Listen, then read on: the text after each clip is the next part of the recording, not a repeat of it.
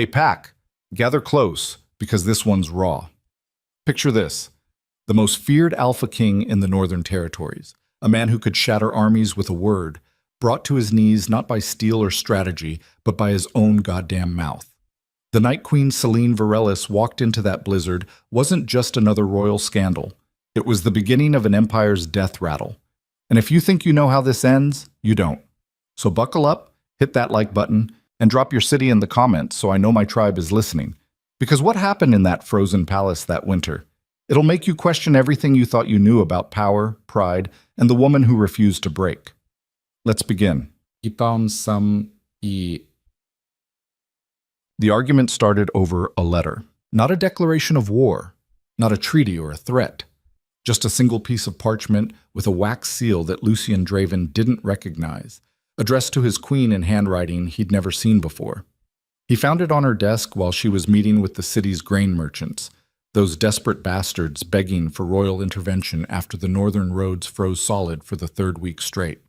Lucien had gone to her study looking for the border reports, not evidence of treason. But the moment he saw that foreign seal, something ugly and familiar crawled up his spine. He'd been king long enough to know what secrets looked like. By the time Selene returned to their private chambers that evening, her boots tracking melted snow across the stone floor, Lucien had already consumed half a bottle of Thornwood whiskey and convinced himself of her betrayal. He was standing by the window overlooking the frozen capital, watching the city lights flicker like dying stars beneath the snowfall when she entered. She looked exhausted. Her dark hair was pulled back severe and practical, damp strands clinging to her temples. The formal court dress she'd worn earlier was gone, replaced by a simple wool tunic and riding pants because Selene never was one for pretense when the palace doors closed. Even bone-tired, she was the most dangerous woman in the empire.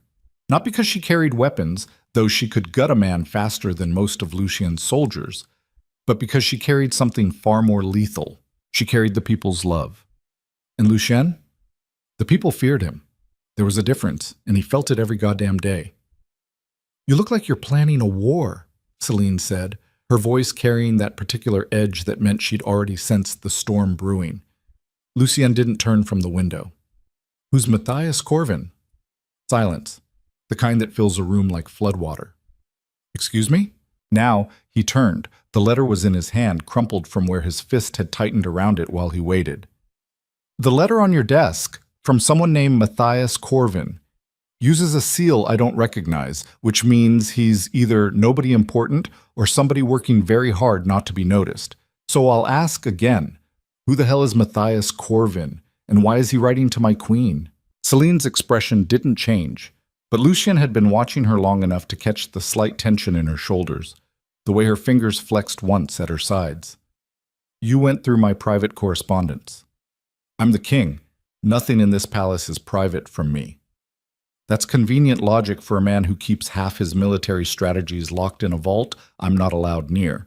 Lucien took 3 steps forward, the whiskey making his movements just sloppy enough to broadcast his anger. "Don't deflect, answer the question." She held his gaze without flinching. After 7 years of marriage, she'd learned not to back down when he used that voice, the one that made generals stammer and nobles wet themselves. "Matthias Corvin is a merchant lord from the Eastern Reach. He's been facilitating grain shipments through the mountain passes." Grain shipments? Lucien's laugh was ugly. "In the middle of winter, through passes that have been closed for a month. Through passes that would still be closed if I hadn't negotiated with the mountain clans to keep them clear." "You negotiated, without telling me."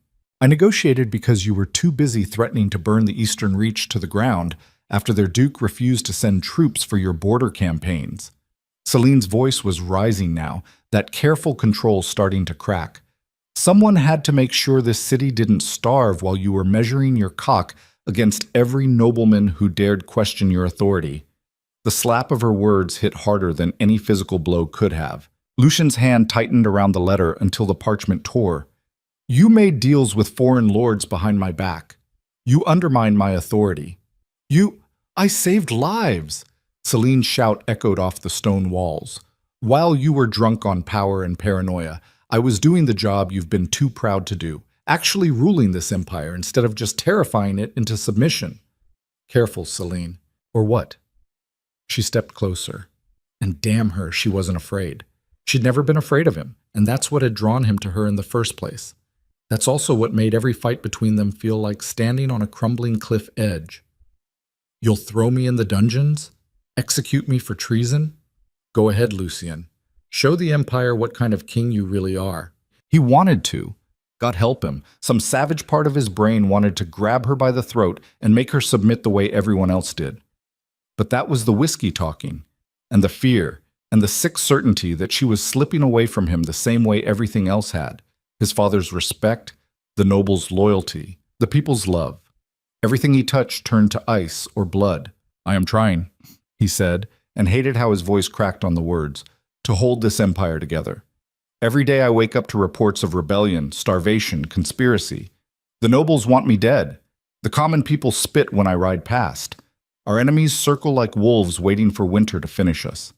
And you're supposed to be the one person I can trust. The one person who stands with me instead of plotting behind my back. I'm not plotting. Celine's anger had shifted into something colder, more dangerous. I'm surviving, because you've been so consumed with being feared that you forgot how to be followed. And when this empire finally tears itself apart, it won't be because our enemies were stronger. It'll be because you were too goddamn stubborn to accept help. Help? Lucien's laugh was broken glass. Is that what you call secret correspondence with merchant lords? What else haven't you told me, Celine? What other deals have you made? What other letters are hidden in that desk? She stared at him for a long moment, and he watched something shift behind her eyes, something final. You really believe I'd betray you? It wasn't a question. I believe, Lucien said slowly, that everyone betrays everyone eventually. It's just a matter of time and opportunity. Then you've already lost. Celine turned toward the door. Because if you can't tell the difference between betrayal and partnership, between loyalty and blind obedience, then you're not a king. You're just a tyrant waiting for his empire to collapse. Don't you dare walk away from me. She paused, her hand on the door handle. Or what? You'll command me to stay? You'll force me to watch while you destroy everything we've built because you're too paranoid to see the truth? She looked back at him, and there were no tears in her eyes. That somehow made it worse. I've stood beside you through wars, famines, and uprisings. I've defended you to nobles who wanted your head and common folk who feared your shadow. I've loved you even when you made it almost impossible to do so. But I will not stand here and let you accuse me of treason when my only crime was caring about this empire enough to save it from your pride. Celine, I'm done, Lucien. I'm done being your punching bag every time you're scared. I'm done justifying my every action like I'm some prisoner awaiting judgment. I'm done breaking myself into smaller pieces just to fit inside the cage you've built. She opened the door. The blizzard was getting worse outside. He could hear the wind shrieking against the palace walls like something ovoid and furious. The temperature had dropped so low that guards were being rotated every 20 minutes to prevent frostbite. No one in their right mind would venture out into that frozen hell. If you leave now, Lucien said, his voice barely above a whisper, don't come back. Celine stopped in the doorway. Snow was already blowing in from the corridor, catching in her hair like accusations. You don't mean that. I've never meant anything more in my life. The lie tasted like poison, but pride was a sickness he'd never learned to cure. Walk out that door and you're no longer my queen, no longer my wife. You'll be nothing but another traitor who abandoned her kingdom when it needed her most. The silence stretched between them like a chasm. Goodbye, Lucien, she said quietly. I hope your pride keeps you warm.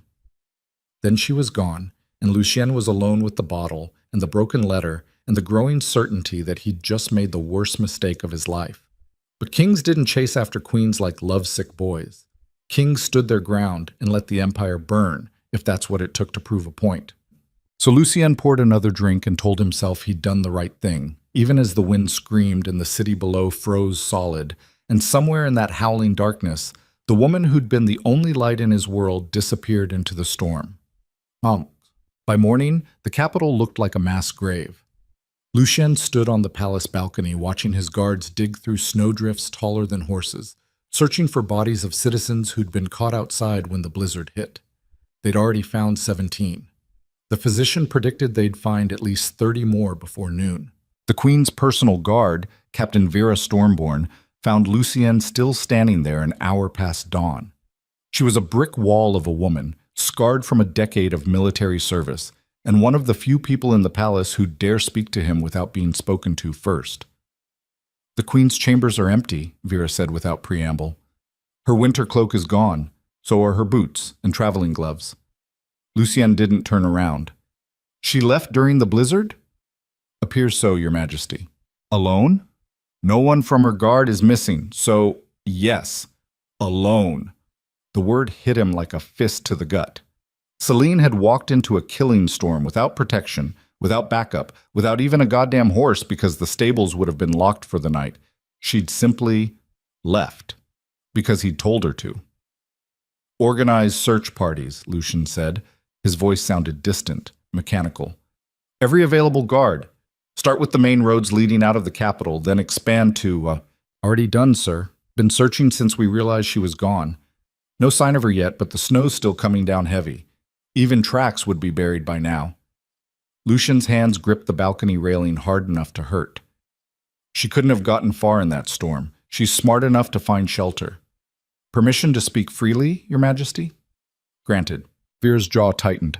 "The Queen is one of the toughest women I've ever served under, but no one survives a night like that without preparation.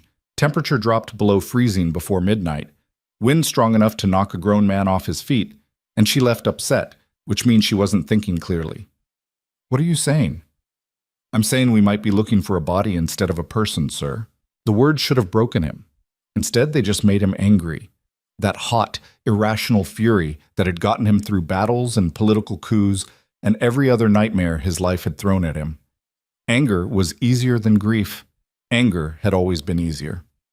"Keep searching," he said, "and send word to every outpost, every village, every farmhouse within a day's ride. Someone had to have seen her." "Yes, Your Majesty." Vera started to leave, then paused. "Sir? What do I tell people when they ask why the Queen left?" Lucian finally turned to look at her. "Tell them the truth, that their king is a paranoid fool who drove away the only person keeping this empire from tearing itself apart." Vera's expression didn't change, but he caught the flash of something in her eyes. Pity, maybe, or disgust. Hard to tell the difference anymore. After she left, Lucien went back inside and did something he hadn't done in years. He went to the chapel. Not to pray. He'd given up on gods around the same time his father had beaten religion out of him with a belt and a speech about how divine right was just a story weak kings told themselves. But the chapel was quiet, and Lucien needed quiet the way drowning men need air. He sat in the front pew and stared at the altar and tried to remember the last time he'd told Celine he loved her. Months, probably. Maybe longer. He'd gotten so good at taking her presence for granted, assuming she'd always be there no matter how badly he treated her, no matter how many times he chose his pride over her counsel. The chapel door opened behind him. "Not now," Lucian said without turning. "You need to see this." It was Lord Heron, his master of spies. A weasel of a man who Lucien barely trusted but couldn't afford to dismiss. "It's about the Queen." Lucian was on his feet before he'd consciously decided to move. "You found her?" "No, Your Majesty, but I found something else."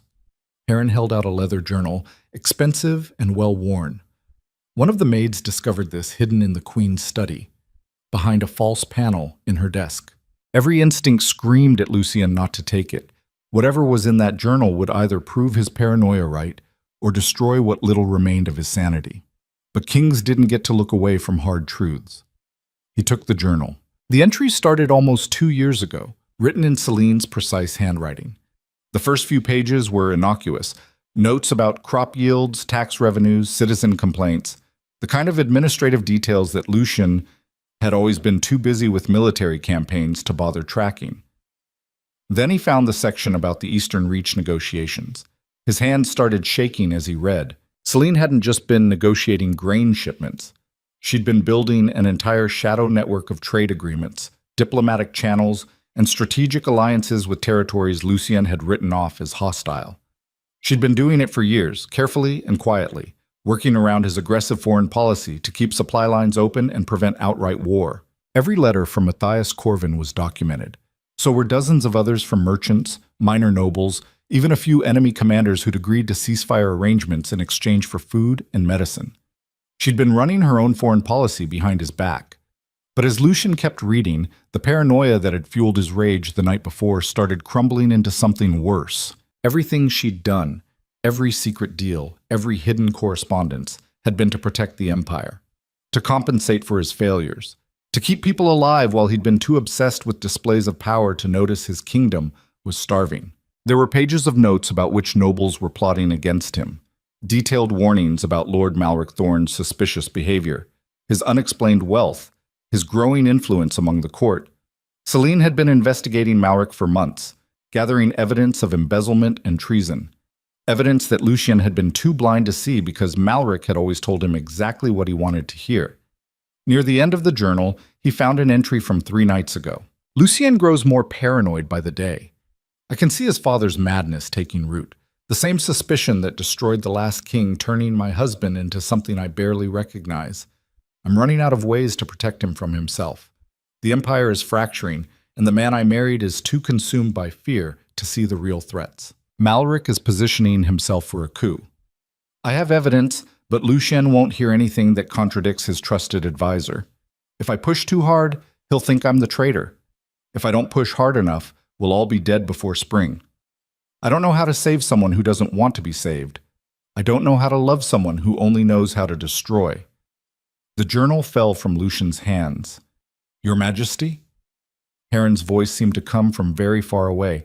Are you? Get out. But sir, there's more information about... Get out!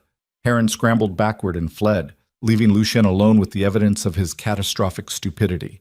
She'd been trying to save him.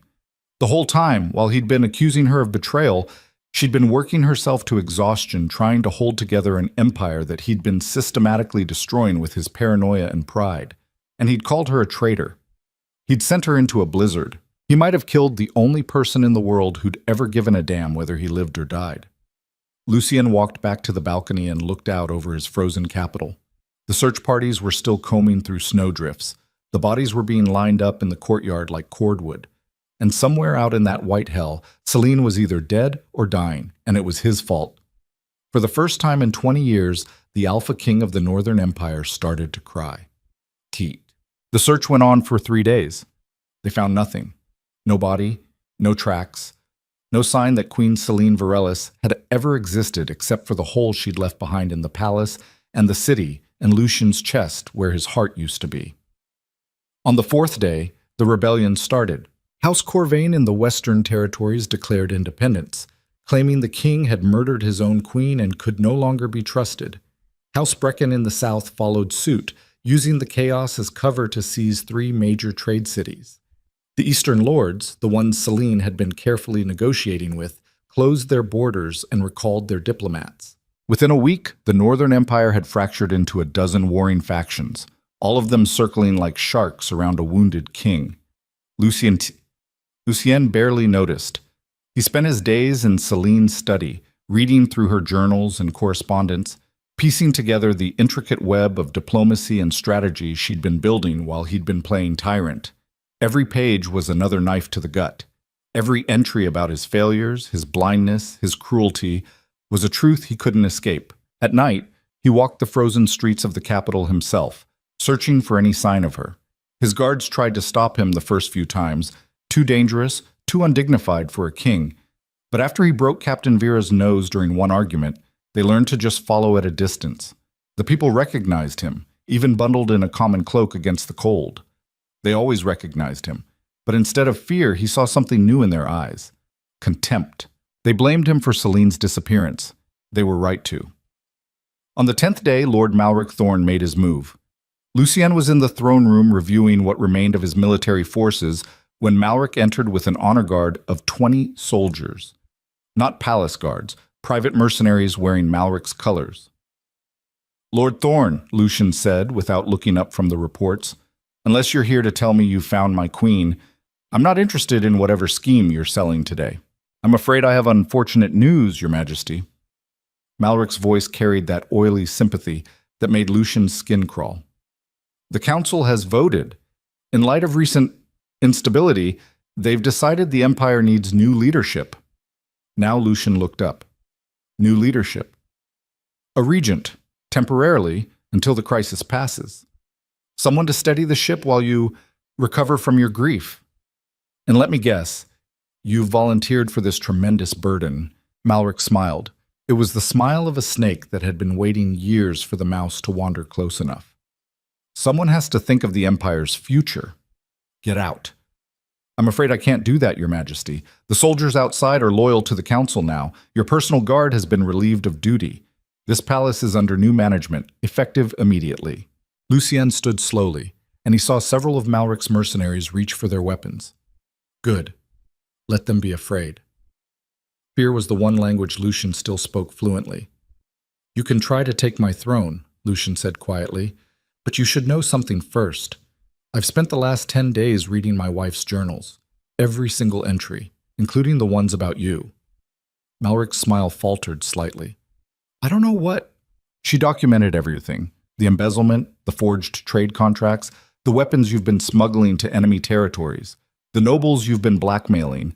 She even has testimony from 3 of your former associates who you thought were dead. Lucien took a step forward. She knew you were planning this coup, Malric. She tried to warn me, but I was too goddamn stupid to listen. Those are lies fabricated by a desperate woman trying to... She's been protecting this empire while you've been poisoning it, and I was so busy being paranoid about her loyalty that I couldn't see the real traitor standing right in front of me. Malric's hand moved to his sword. It doesn't matter what she wrote. She's gone, and you're finished. The nobles will support my claim to... Lucien moved. 20 years of combat training, a decade of warfare, and 10 days of grief-fueled rage compressed into 3 seconds of pure violence. He crossed the space between them before Malric could draw his weapon, grabbed the traitor by the throat, and slammed him against the marble pillar hard enough to crack stone. The mercenaries surged forward, but Lucien's voice stopped them cold. I am still your king, he roared, and the throne room seemed to shake with it. And the first man who draws steel dies where he stands. They hesitated. That was their mistake. Captain Vera burst through the side entrance with 50 royal guards, the real ones, loyal to the crown, not Malric's bought and paid for mercenaries. Within seconds, the throne room was a standoff, steel drawn on both sides, waiting for someone to make the first stupid move. Lucien tightened his grip on Malric's throat. The traitor's face was turning purple, his feet kicking uselessly against the pillar. Here's what's going to happen, Lucien said, his voice deadly calm. You're going to tell me where Celine is, every location you've checked, every lead you've followed. Then you're going to tell me which of these rebellions you've been funding and which nobles are part of your conspiracy. And if you lie, if you even hesitate, I will make your death last for days. I don't know where she is, Malric choked out.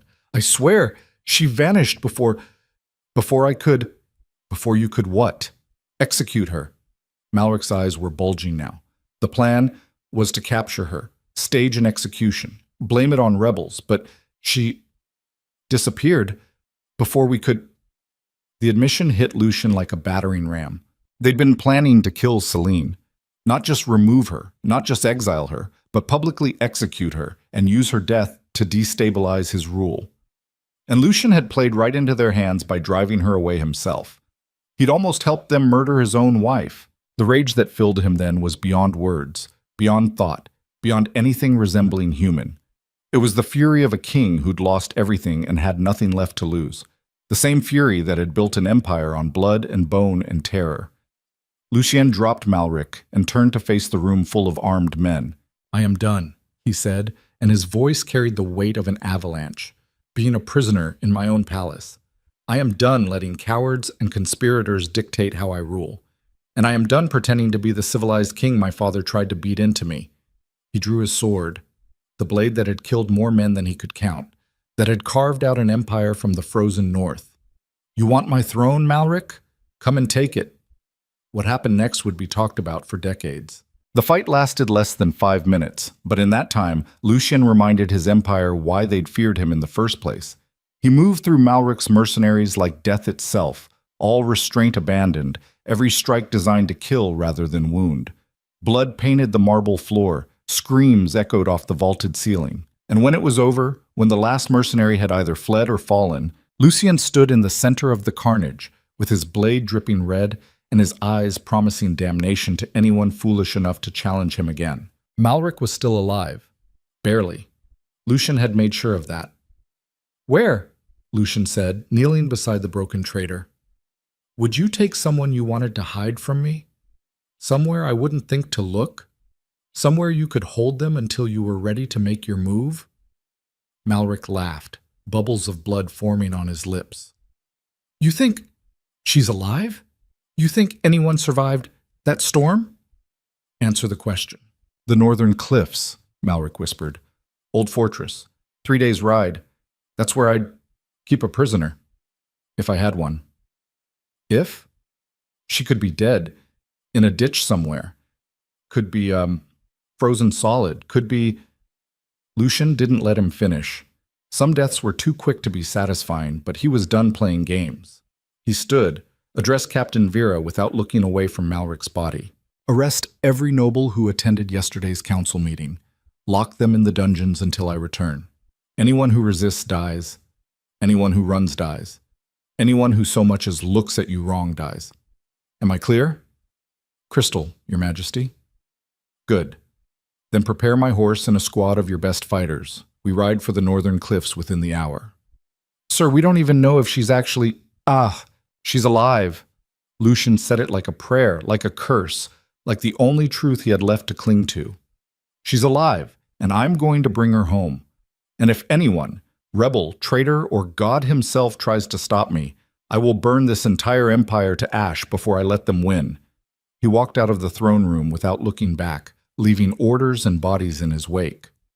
Outside, the snow was still falling, but Lucian Draven no longer gave a damn about the cold. He had a queen to find and a kingdom to save, and he'd be damned if pride or fear or the whole frozen world would stop him from getting both back. The hunt had begun.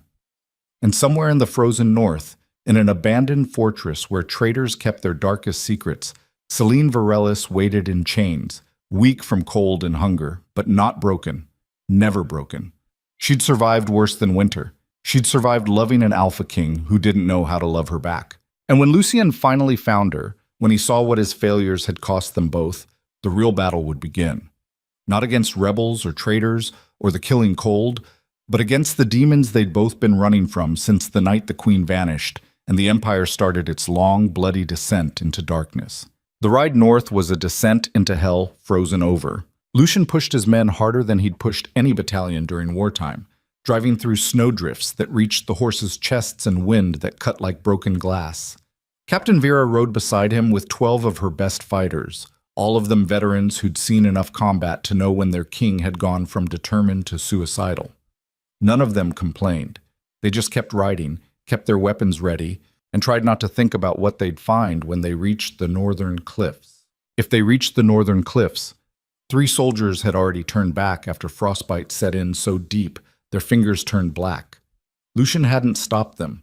He needed men who could fight when they arrived, not corpses weighing down the horses. On the second day, Vera finally broke the silence they'd been riding in since leaving the capital. "You really think she's still alive?" Lucian didn't look at her. His eyes were fixed on the white horizon, searching for any landmark that might tell him they were getting close. "She has to be." "That's not an answer, sir. It's the only answer I've got." Vera was quiet for a moment, then said, "What happens if we find her, and she doesn't want to come back? What happens if she took one look at the mess you made and decided the empire wasn't worth saving anymore?" The question hit harder than it should have because Lucian had been asking himself the same thing for 2 days straight. Every time he closed his eyes, he saw Celine's face in that doorway, saw the exact moment something inside her had given up on him. He'd spent 7 years taking her loyalty for granted, assuming she'd always be there to clean up his mistakes and absorb his rage and love him despite every reason not to. What if he'd finally broken something that couldn't be fixed? "Then I'll spend the rest of my life trying to earn her back," Lucian said. "Even if it takes decades, even if she never forgives me. She deserves better than what I gave her, and I'm going to spend whatever time I have left proving that I can be the man she needed me to be all along." Vera made a sound that might have been approval or skepticism, hard to tell with the wind howling around them. "You know what the nobles are saying back in the capital? They're saying you've gone soft, that you're letting sentiment cloud your judgment, that a real king would cut his losses and find a new queen instead of chasing ghosts through a blizzard. The nobles can hang themselves with their own entrails for all I care. That's the spirit, sir. They rode in silence after that, pushing deeper into territory that even maps labeled as uninhabitable during winter months. The landscape turned hostile in ways that went beyond mere cold. Frozen rivers that could crack and swallow a horse whole. Cliffs hidden by snowdrifts where one wrong step meant a 100-foot drop. Trees so weighted with ice they'd snap without warning and crush anything underneath. This was the kind of terrain that killed armies. But Lucien had stopped caring about survival somewhere around the time he'd read Celine's journal entries about protecting him from his own madness. If she'd walked into this frozen hell because of him, then he'd walk into it after her. And if it killed him, at least he'd die doing something that mattered instead of sitting on a throne watching his empire rot from the inside. On the third day, they found the fortress. It rose from the cliffs like a diseased tooth, all broken stone and collapsed towers that had probably been abandoned decades ago. No smoke from chimneys, no lights in windows, no sign of life except for the deep tracks in the snow leading to the main gate.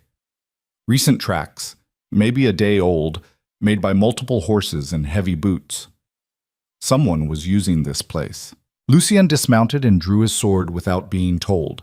Behind him, Vera and her soldiers did the same, forming up in combat positions that spoke of years fighting together.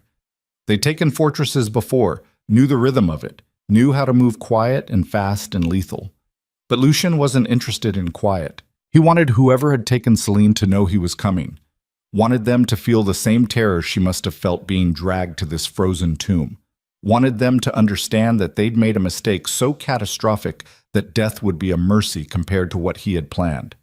The main gate was barred from the inside, but the wood was old and frost-damaged. Lucien kicked it 3 times before the hinges gave way, and the door exploded inward in a shower of splinters and ice. The courtyard beyond was a killing ground waiting to happen. Archers on the walls, maybe 15 of them, already knocking arrows. Soldiers in the courtyard itself, twice that number, wearing mismatched armor that marked them as mercenaries rather than proper military.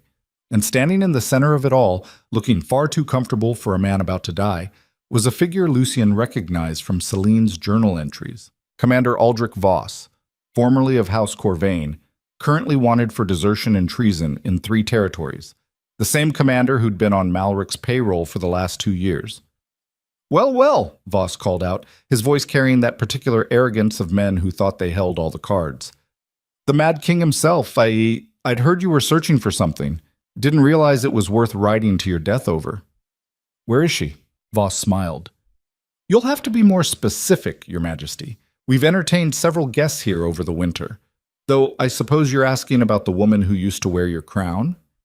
"If she's dead," Lucien said quietly, "then you've got about 30 seconds to make peace with whatever afterlife you believe in." "Oh, she's alive. Battered, half frozen, probably wishing she wasn't, but alive. Malric wanted her kept breathing until he could stage a proper execution. Though I suppose those plans changed when you carved through his mercenaries like they were made of paper." Lucien took a step forward. Every archer on the wall tensed. "Let me see her." "I don't think so." Voss gestured at the soldiers surrounding Lucien's small group. "You're outnumbered 5-1, Your Majesty, and even if you somehow managed to cut through all my men, the archers would fill you with arrows before you made it halfway across the courtyard. So here's what's going to happen. You're going to drop your weapons, surrender peacefully, and join your queen in the dungeons. Then, when the spring thaw comes and Malric's supporters have finished carving up your empire, we'll execute you both and collect our payment." Lucien looked around the courtyard, counting enemies, measuring distances, calculating odds. Vera was right about one thing. This was a suicide mission by any tactical standard. They were outnumbered, surrounded, and one command away from becoming pincushions. But Lucien had stopped caring about tactics the moment he'd realized what his pride had cost him. He raised his sword. The courtyard exploded into violence. Arrows screamed through the air and Lucien was moving before they landed, throwing himself sideways as shafts buried themselves in the snow where he'd been standing. Vera and her soldiers scattered in practiced formation, taking cover behind what little the courtyard offered while returning fire with their own crossbows. 3 archers dropped from the walls before the rest found cover.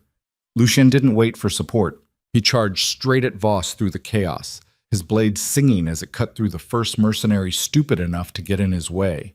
20 years of combat training had taught him how to read a battlefield, how to find the weak points in enemy formations, how to kill efficiently and without hesitation. But this wasn't about efficiency. This was about rage and grief, and 7 years of failures crystallizing into a single point of absolute clarity. He was going to save Celine or die trying, and anyone standing between them was already dead. They just didn't know it yet. Voss drew his own sword and met Lucian's charge with the confidence of a man who'd survived 100 battles. They came together in a clash of steel that rang out over the sounds of fighting, testing each other, looking for weaknesses. The commander was good, professional soldier good, trained by the Empire's own military before he'd sold his loyalty to the highest bidder. Under normal circumstances, it might have been an interesting fight, but these weren't normal circumstances. Lucien fought like a man with nothing left to lose, every strike designed to overwhelm rather than outthink, using raw aggression to compensate for any technical gaps. He'd learned young that fear was a weapon more effective than any blade, and right now he needed Voss afraid. Needed him to understand what happened when you took something from the Alpha King of the Northern Empire. Their swords met again, and Lucien drove forward, using his weight advantage to force Voss backward step by step. Around them, the battle raged, his soldiers fighting with desperate precision against overwhelming numbers, but Lucien couldn't afford to think about that. Couldn't afford to worry about casualties or tactical retreat or anything except the man in front of him and what that man knew. "Where is she?" Lucien snarled, punctuating each word with a strike that forced Voss to give more ground. "Go to hell." "Wrong answer." Lucien shifted his angle and drove his blade through Voss's shoulder, angling down to avoid anything immediately fatal. The commander screamed and dropped his weapon, collapsing to his knees in the blood-stained snow. Lucien kicked him flat and put a boot on his chest. "I asked you a question." Voss was gasping, his face white with shock and pain, but he managed a laugh that sounded more like choking. "Dungeon. East Tower, Cell 3. But you'll never make it. My men will cut you down before—" Lucien looked up and shouted across the courtyard. "Vera! East Tower, Cell 3. The captain was fighting off 2 mercenaries at once, but she managed to nod and started fighting her way toward the tower entrance. 3 of her soldiers broke off to support her, creating a wedge of violence that cut through the enemy formation. Lucien looked back down at Voss. "How many guards?" 2 at the door. Maybe more inside. "Keys?" "Commander's quarters. Top floor." Lucien increased the pressure on Voss's chest until something cracked. "You're going to give the order to stand down. Tell your men to drop their weapons and surrender." "Or what? You'll kill me?" Voss's laugh turned into a wet cough. "I'm dead anyway. Malric doesn't tolerate failure.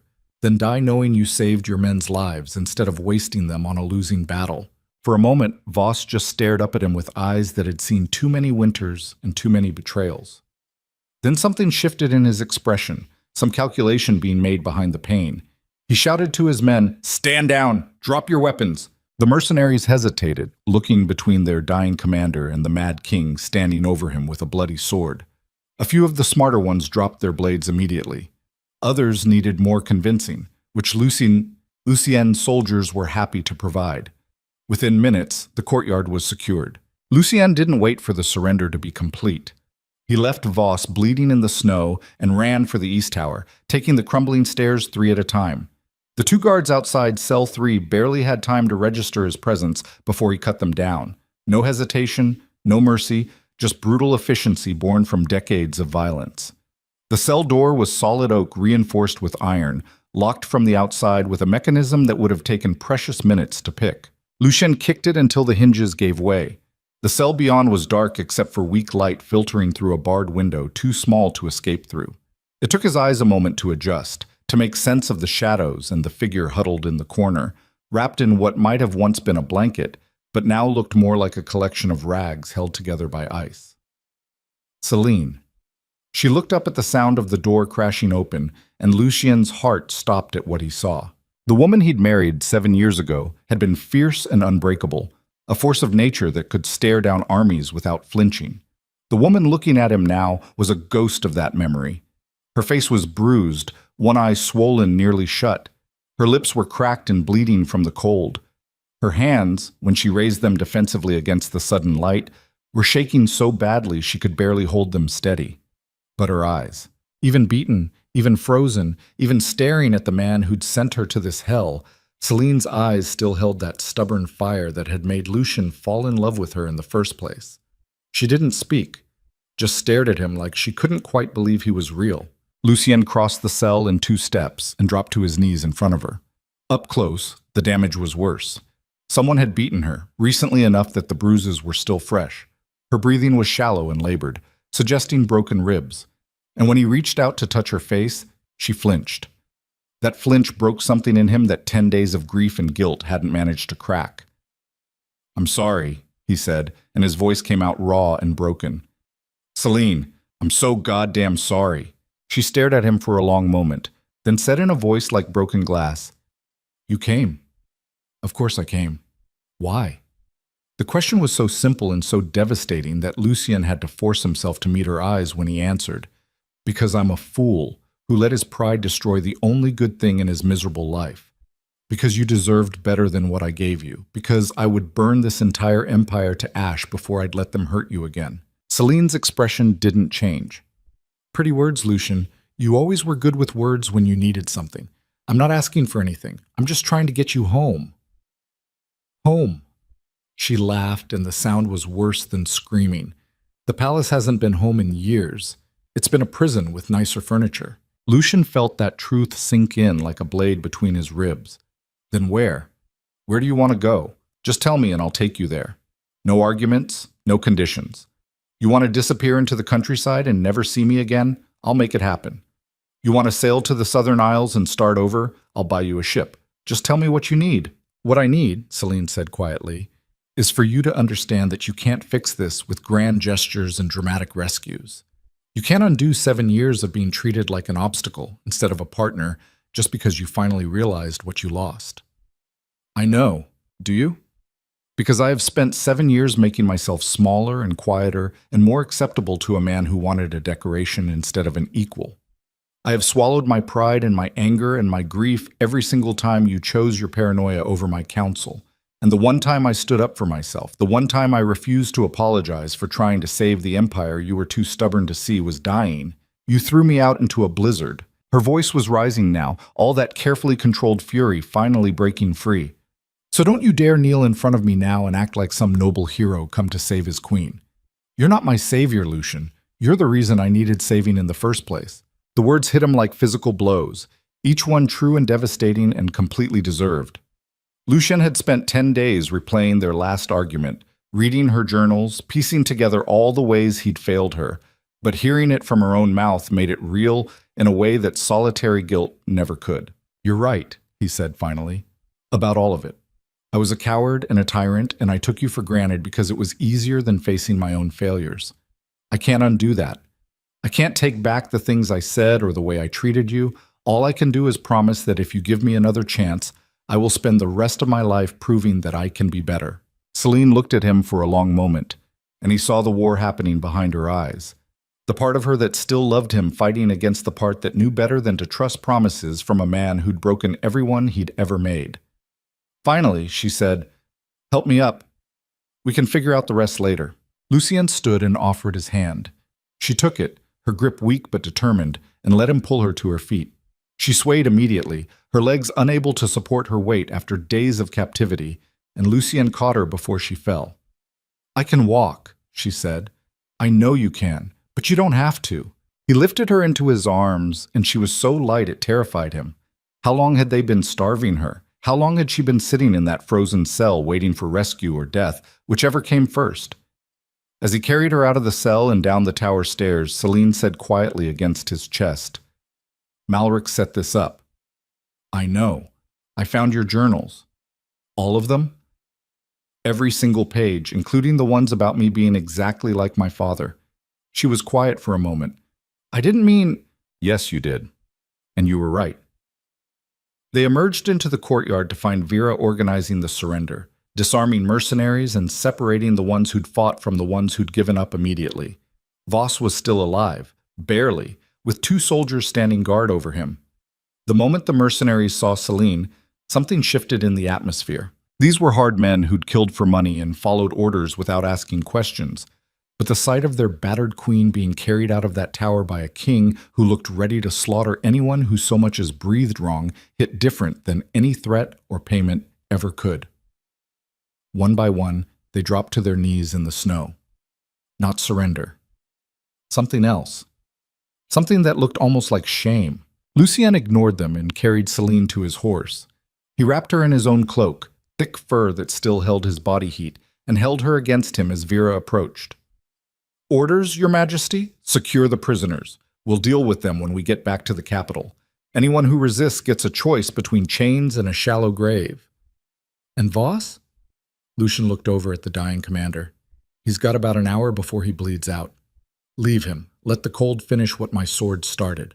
Vera nodded and moved to relay the orders. Celine stirred against Lucien's chest. "You're leaving him to freeze to death. He was going to execute you." "I know, but that doesn't make you less of a monster for doing it." The observation stung because it was true.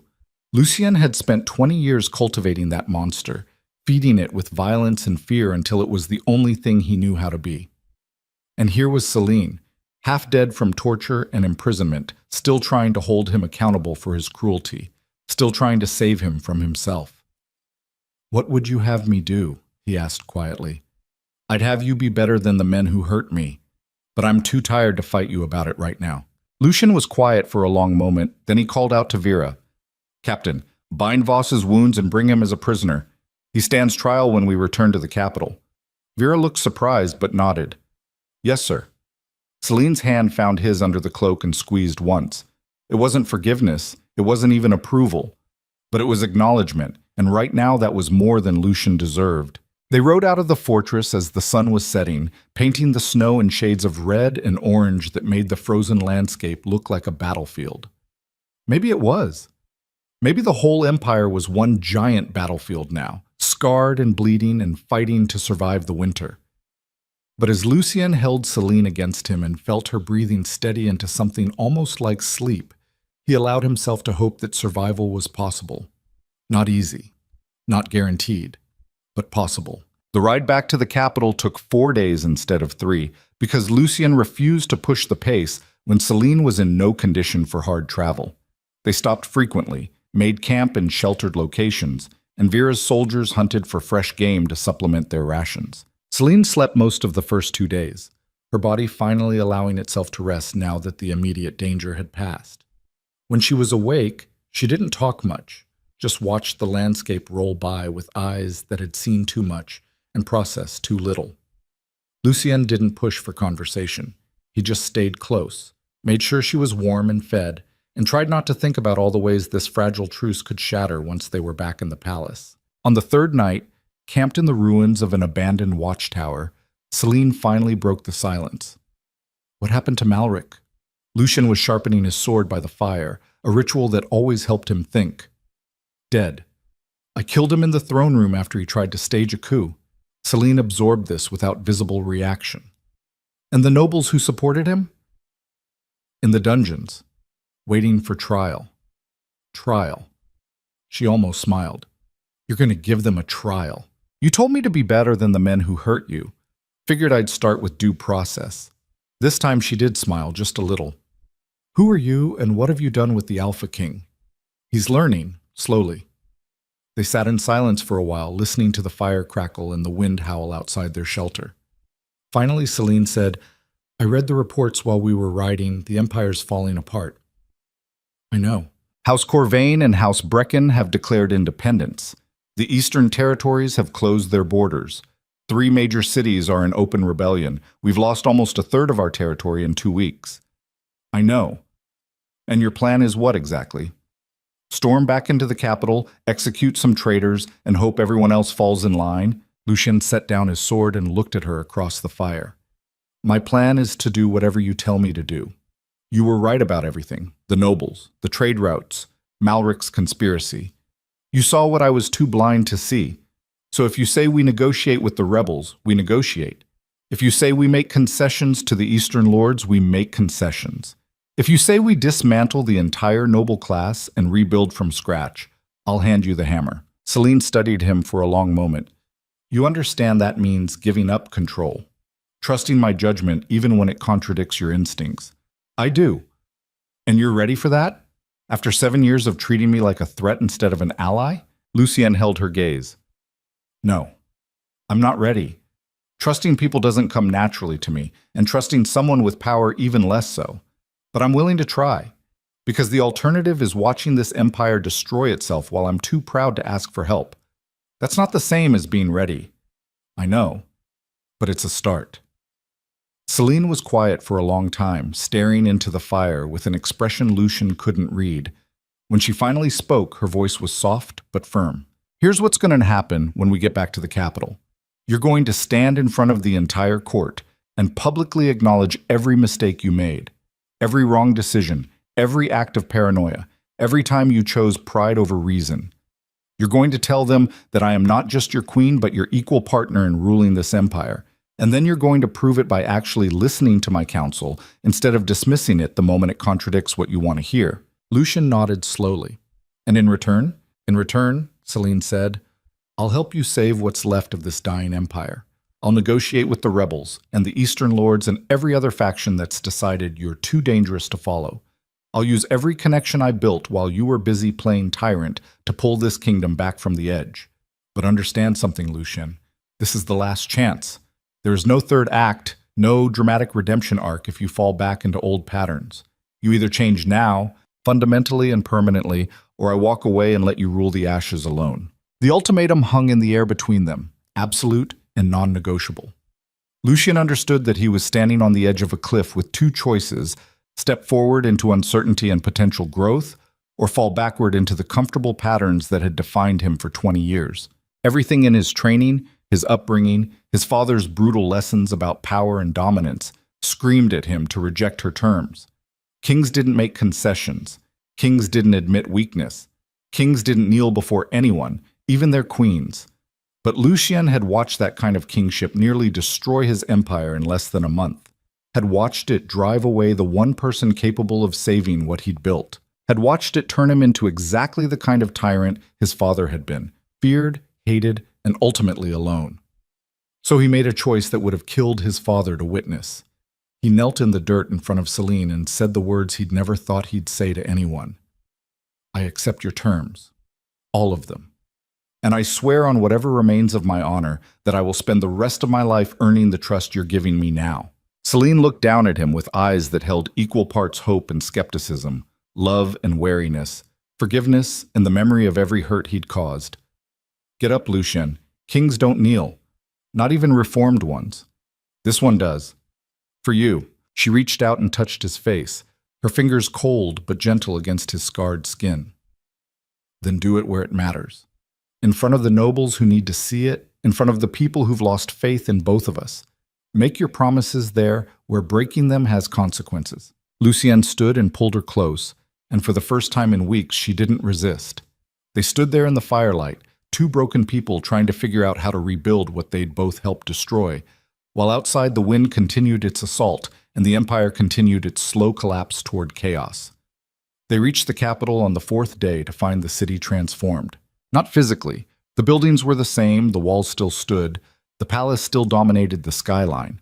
But the atmosphere had changed in fundamental ways that made Lucien's skin crawl. The streets were empty except for soldiers. Every corner had guards watching for signs of rebellion. The markets that should have been crowded with vendors and citizens were shuttered and silent. And over it all hung the smell of smoke and fear and something rotten festering beneath the surface. This was what happened when a kingdom lost faith in its rulers. This was what happened when fear replaced loyalty as the primary mechanism of control. They rode through the silent streets toward the palace, and Lucienne felt the weight of every empty window, every citizen hiding behind locked doors, every life that had been made smaller and more desperate because of his failures. Celine must have felt it too, because she said quietly, "They're terrified. Of me. Of everything. The king they feared has become unstable. The queen they loved has disappeared. The nobles are fighting for power. The empire is collapsing. They don't know who to trust or what's coming next." Then we show them. Captain Vera was waiting at the palace gates with a full honor guard and an expression that suggested the last 4 days had been their own kind of hell. She dismounted as they approached and immediately dropped to one knee when she saw Celine. "Your Majesty, thank the gods you're alive."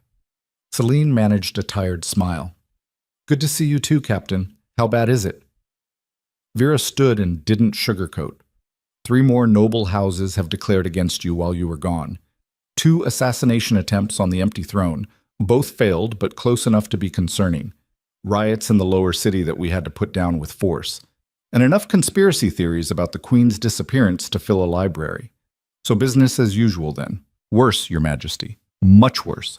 The people need to see you, need to know you're alive and unharmed. Otherwise the rumors will destroy what little stability we have left."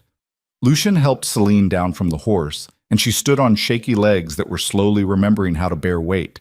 She looked at the palace, at the guards watching with barely concealed hope, at the city beyond the walls that had once loved her. "Then let's give them a show." They entered the palace together, side by side, instead of Lucien leading and Celine following the way it had been for 7 years. The nobles who'd remained loyal were gathered in the throne room, along with the city's merchant council and religious leaders, and anyone else who'd managed to maintain influence during the chaos. The moment Lucien and Celine entered, the room went silent.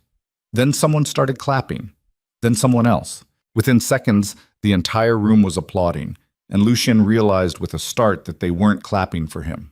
They were clapping for Celine, for the queen they'd thought was dead, for the woman who'd held the empire together while their king had been busy tearing it apart. Celine stood there and let the applause wash over her, and Lucien saw the exact moment she made the decision to be what they needed her to be. She straightened despite the pain, lifted her chin despite the exhaustion, and became the queen who'd ruled beside him even when he hadn't deserved her. The applause finally died down, and every eye in the room turned to Lucien. This was the moment Celine had demanded, the public reckoning, the admission of failure in front of everyone who'd watched him rule with an iron fist for 20 years. Everything in his training screamed at him to deflect, to blame others, to maintain the image of infallible strength that had been beaten into him since childhood. But he'd made a promise in that frozen watchtower, and Lucien Draven was learning that some promises mattered more than pride. He stepped forward, and his voice carried to every corner of the throne room. "I owe this empire an apology and an explanation." The room was so quiet you could have heard snow falling. "For 7 years I have ruled with fear instead of wisdom. I have treated allies like enemies and counsel like threats. I have let my paranoia poison every decision, and my pride blind me to the truth that everyone else could see. And because of my failures, because I was too stubborn and too broken to accept help from the one person trying to save me from myself, I nearly destroyed everything we built." He could feel the shock rippling through the crowd. Kings didn't admit weakness. Kings didn't confess failures. Kings didn't stand in front of their subjects and acknowledge that they'd been wrong. But Lucien wasn't trying to be the kind of king his father had raised anymore. "Queen Celine is not just my wife. She is my equal partner in ruling this empire. And for 7 years I have treated her like a subordinate instead of recognizing that she possesses the very skills and wisdom that I lack. While I was busy threatening our allies and alienating our people, she was building the diplomatic networks that kept us from complete collapse. While I was consumed by paranoia, she was gathering evidence against real traitors. While I was playing tyrant, she was doing the actual work of governance." Lucien turned to look at Celine and found her watching him with an expression he couldn't quite read. "I cannot undo the damage I've caused. I cannot give back the years I wasted or erase the hurt I inflicted. All I can do is promise that from this moment forward, Queen Celine's word carries the same weight as mine in all matters of state. Her decisions will not be questioned or undermined. Her counsel will not be dismissed or ignored, and anyone who treats her with anything less than the respect and authority she deserves will answer to me personally." He took a breath and delivered the final blow to his own ego. "I am stepping down from sole rule of this empire. Effective immediately, the Northern Empire will be governed by joint decree, myself and Queen Celine sharing equal power and equal responsibility. She will have full authority to negotiate with our enemies, make treaties, grant pardons, and do whatever else she deems necessary to save this dying kingdom from the mess I created." The throne room erupted, nobles shouting questions and objections, merchants demanding clarification, everyone suddenly talking over each other in a chaos that would have sent the old Lucien into a rage. But he just stood there and let them rage, because this was the consequence of change. This was what happened when you shattered traditions that had held for centuries. And if they couldn't handle a king admitting weakness and sharing power, then they'd never survive what was coming next. Celine stepped forward and her voice cut through the noise like a blade. Enough. The room went silent again. I understand that this is unprecedented. I understand that many of you have concerns about stability and tradition and whether this empire can survive such a fundamental shift in how it's governed. But understand this. The old way of ruling nearly destroyed us. King Lucien's admission today took more courage than any battle he's ever fought. And if you cannot see the strength in a leader willing to acknowledge his failures and change course, then you're exactly the kind of advisor this empire needs to leave behind. She paused, and Lucien watched her transform fully into the queen he'd always known she could be. The rebellions will be dealt with through negotiation, not slaughter. The noble houses who declared against us will be given one chance to return to the fold before we strip them of lands and titles. The Eastern Territories will receive the trade concessions I've been trying to implement for 3 years. And anyone in this room who has been profiting from corruption or embezzlement or any other betrayal of the people's trust will confess now or be exposed later. Your choice.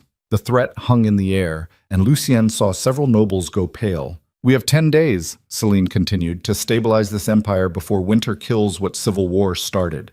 10 days to prove that we can govern with wisdom instead of fear. 10 days to earn back the trust we've lost. And I promise you this, anyone who stands with us, who works toward unity instead of division, will be rewarded. But anyone who continues to play political games while our people starve will be removed from power so completely that history will forget they ever existed. She turned to Lucien, and something passed between them that felt almost like partnership. This empire will survive, she said, but only if we're willing to do the hard work of rebuilding it from the ground up. Only if we're willing to be better than we've been. And only if we remember that crowns don't make us strong. The people we serve do.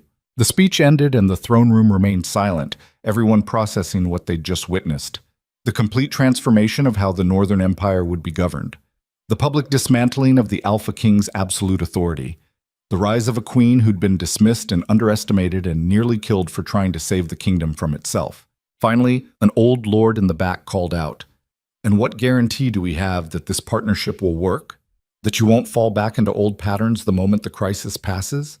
Celine looked at Lucien, and he knew what she needed him to say. "There are no guarantees," he said. "All I can offer is my word that I will honor the commitments I made today. And if I fail, if I break those promises or revert to the tyrant I was, then Queen Celine has my full support to remove me from power by whatever means necessary." The gasps that followed were deeply satisfying in their horror. He'd just given Celine permission to depose him. He'd just made himself vulnerable in a way that kings never allowed. He'd just proven that he meant every word of his reformation, even if it cost him everything. Celine's hand found his, and she squeezed once. Then she addressed the room one final time. "We start rebuilding tomorrow. Tonight, we mourn what we've lost and prepare for what comes next." Dismissed. The nobles filed out slowly, still processing the earthquake that had just reshaped their political landscape. Soon it was just Lucien and Celine and a handful of guards in the vast throne room. Celine swayed slightly, the exhaustion and pain she'd been holding back finally breaking through her queenly composure. Lucien caught her before she fell. "Bed," he said, "now." She didn't argue, just let him carry her through the palace halls to their chambers. The same chambers she'd walked out of 2 weeks ago when he'd called her a traitor. The same chambers that had been more prison than home for longer than either of them wanted to acknowledge. But when Lucien laid her on the bed and started to leave, she caught his hand. "Stay." He stayed. They lay there in the darkness, not speaking, just breathing the same air and trying to figure out how two people who'd hurt each other so deeply could possibly build something worth saving.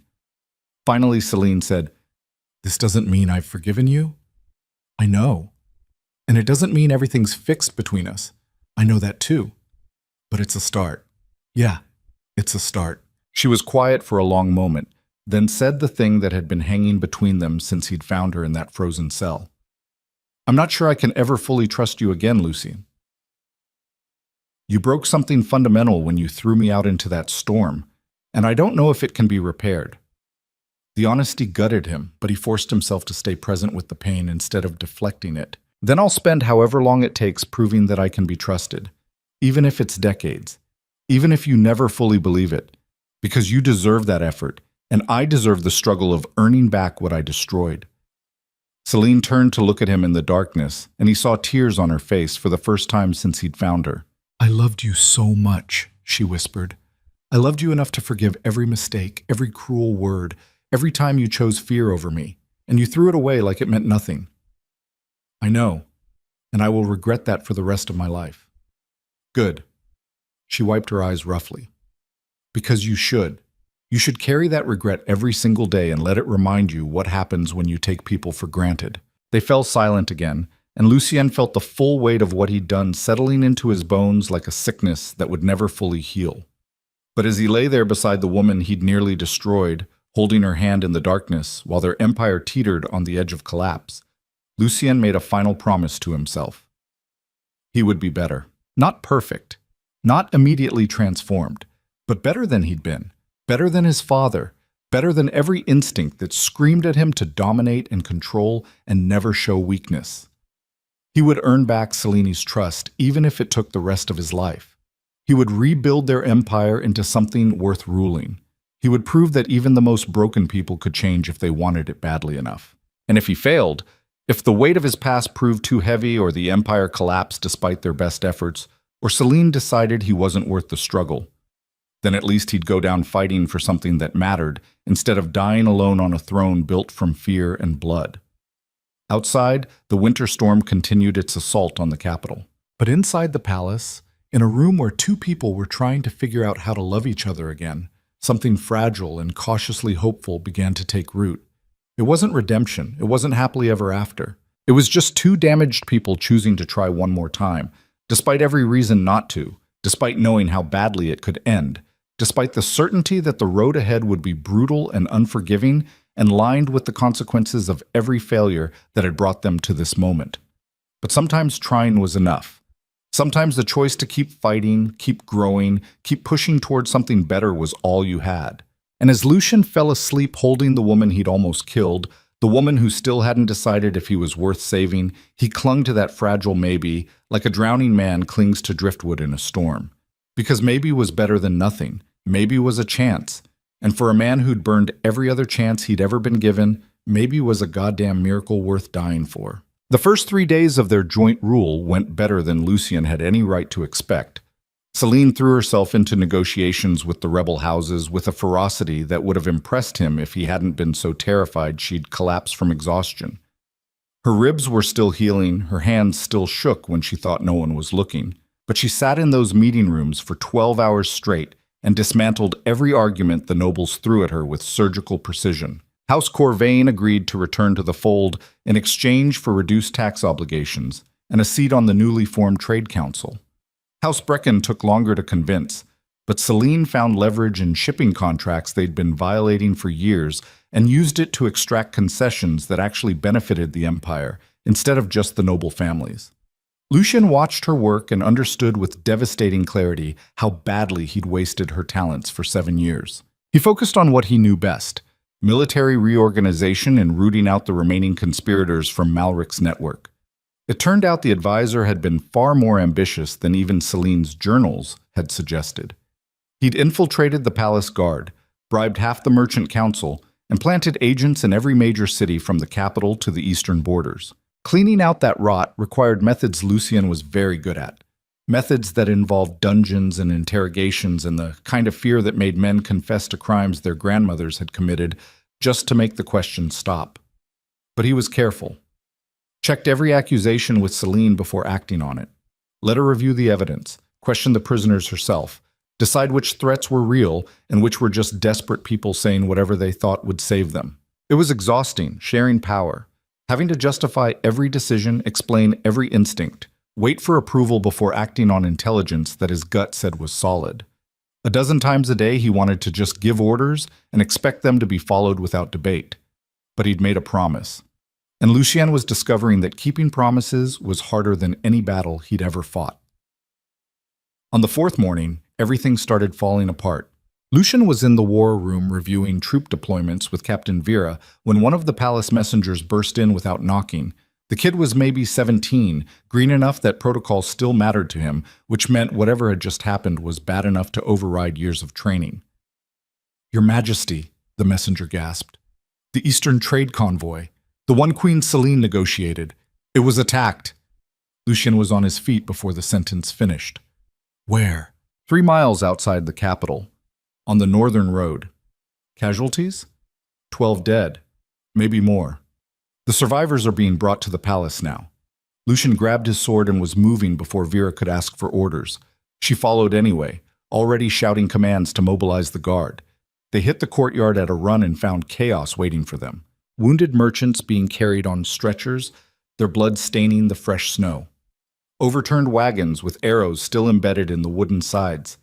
And in the center of it all, a pile of bodies arranged in a way that made Lucien's stomach turn. They'd been executed.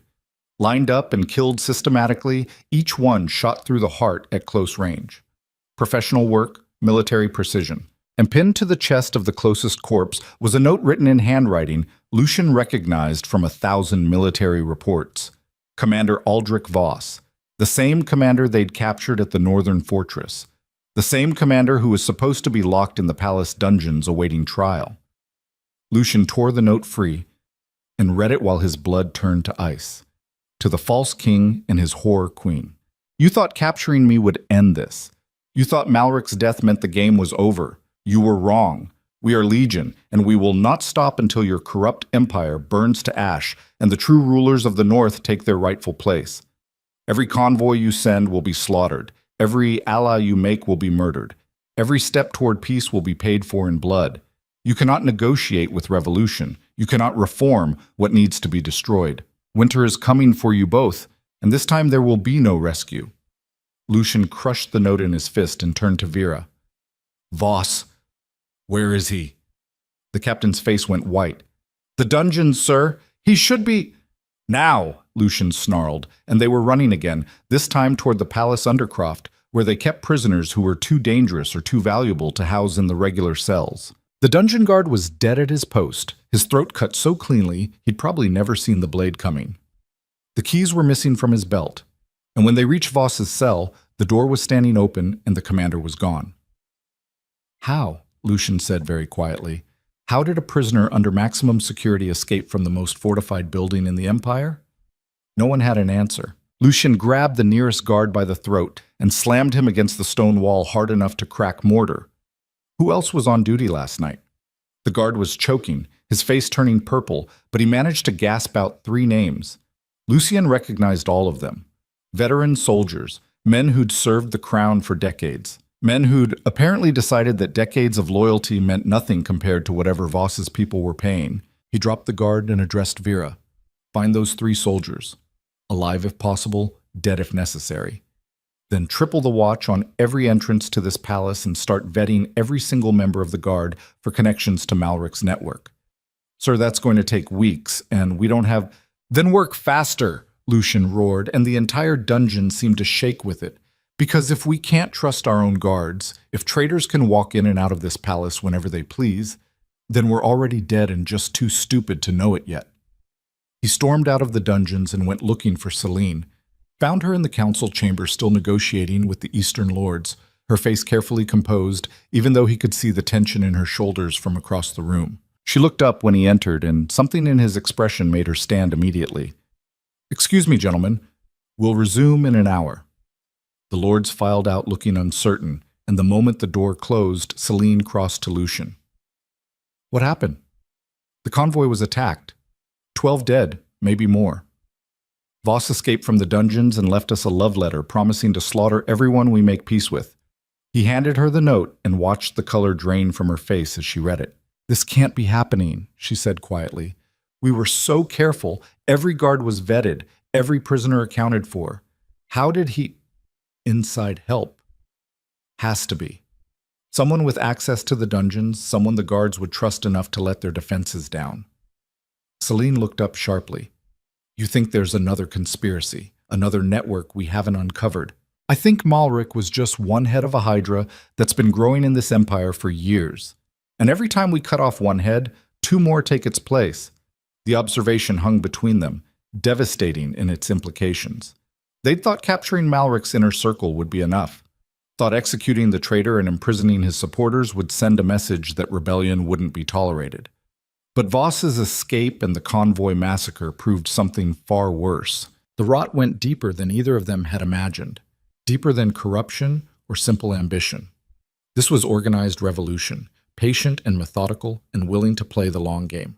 And somewhere in the palace, maybe in that very room where they stood, someone was feeding information to the enemy and waiting for the perfect moment to strike. Celine moved to the window overlooking the courtyard where the bodies were still being moved. We can't negotiate peace if every ally we make becomes a target. The Eastern Lords will withdraw the moment they hear about this. House Corvain and House Brecken will use it as proof that we can't protect them. Everything we've built in the last 4 days will collapse. Not if we find Voss first. Celine turned to look at him, and he saw the same calculation happening behind her eyes that was happening in his own mind. They were thinking like partners now, reading each other's strategies without needing words.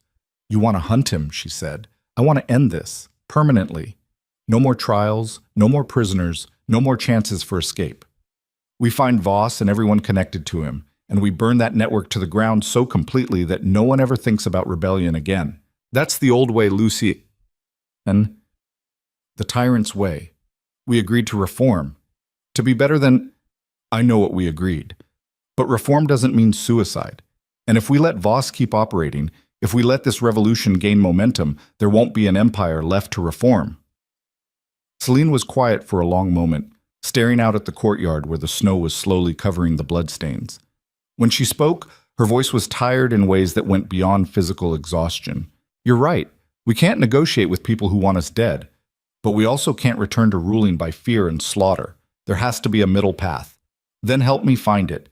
Because right now, all I can see is enemies everywhere, and no way to tell friend from foe until they put a knife in our backs." They spent the next hour working through options, testing strategies, trying to find an approach that would neutralize the threat without completely abandoning the reforms they'd promised.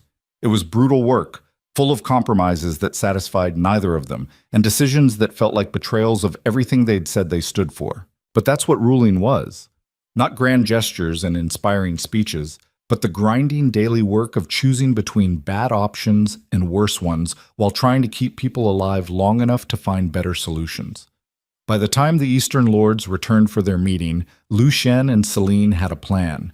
It wasn't a good plan, but it was the best they had.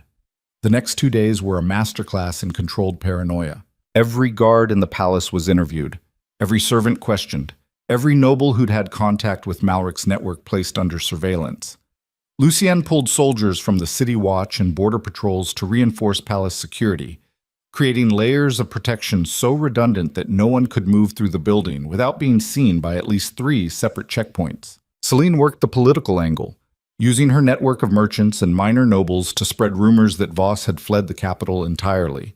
False information designed to make the enemy think they'd won, that the investigation had gone cold, that it was safe to resume operations.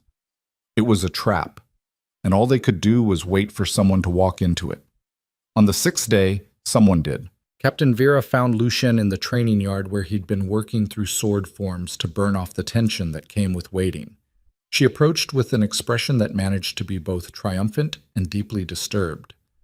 "We caught one," she said without preamble. "Young soldier named Marcus Thorne.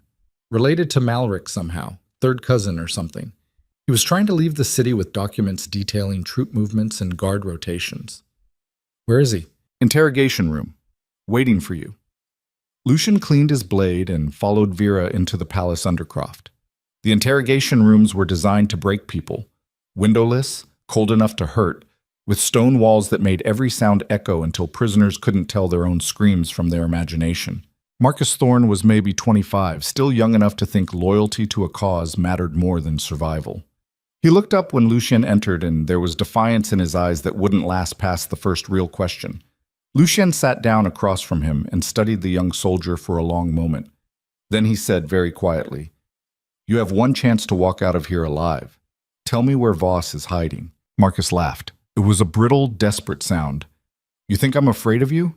You're finished, old man. The empire is crumbling, and you're too blind to see it. Voss is just the beginning. By spring, there will be nothing left of your corrupt dynasty but ashes and..." Lucian moved faster than the kid could process. 1 second he was sitting calmly across the table. The next his hand was wrapped around Marcus's throat, and the soldier was being lifted out of his chair. "Let me be very clear," Lucian said, his voice deadly calm. "I have spent the last week trying to be the better man my queen believes I can be. I have negotiated instead of executed. I have shown mercy instead of strength. I have compromised my every instinct in service of building something worth ruling.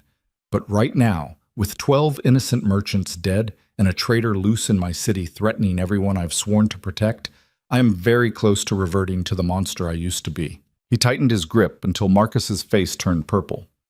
"So I'll ask one more time, and if you give me anything other than complete honesty, I will make you beg for the mercy of a quick death." "Where is Voss?" Marcus tried to spit in his face, but couldn't generate enough saliva through the choking. Lucian slammed him against the wall and felt something crack. Wrong answer. What happened next would haunt Lucian for weeks. Not because of what he did, he'd done far worse during his years of conquest, but because of how easily he slipped back into old patterns. How natural it felt to use pain and fear as tools. How satisfying it was to watch defiance crumble into terror. By the time he was done, Marcus had given up everything. The safe house where Voss was hiding. The names of 12 other conspirators still operating inside the palace. The supply routes they were using to smuggle weapons into the city. The date they'd chosen for their final assault on the throne. 3 days from now. During the winter festival, when half the city would be drunk and the other half would be too cold to care what happened in the palace. Lucien left Marcus bleeding on the interrogation room floor and found Celine waiting in the corridor outside. She took one look at his face, at the blood on his hands, and her expression shifted into something he couldn't quite read. "You got what you needed," she said. It wasn't a question. "Yeah. At what cost?" He looked at her and saw the question behind the question. Had he broken his promise? Had he reverted to the tyrant he'd sworn to leave behind? Had the last week of partnership and reform been nothing but performance, abandoned the moment real pressure returned? "I did what had to be done," Lucien said. "And I'd do it again to protect this empire." Celine's jaw tightened. "We agreed. No more torture, no more ruling through fear. We agreed to a lot of things before 12 people got slaughtered for the crime of believing in peace. Before a prisoner escaped from maximum security because someone we trusted decided revolution was more important than loyalty. Before we found out there's an army of traitors still hiding in this palace waiting for their chance to kill us both. So your solution is to become exactly what they accuse you of being? My solution is to survive long enough to implement the reforms you want. But I can't reform a corpse, Celine, and neither can you." The argument died there because they both knew he was right, and they both hated it. This was the impossible balance they'd committed to, trying to be better while operating in a system that punished any sign of weakness, trying to rule with wisdom while surrounded by people who only understood violence. It was a knife edge they were walking, and one wrong step would send them plummeting back into the darkness they'd barely escaped. "What did you learn?" Celine asked finally. Lucien told her everything. The safe house, the conspirators, the planned assault.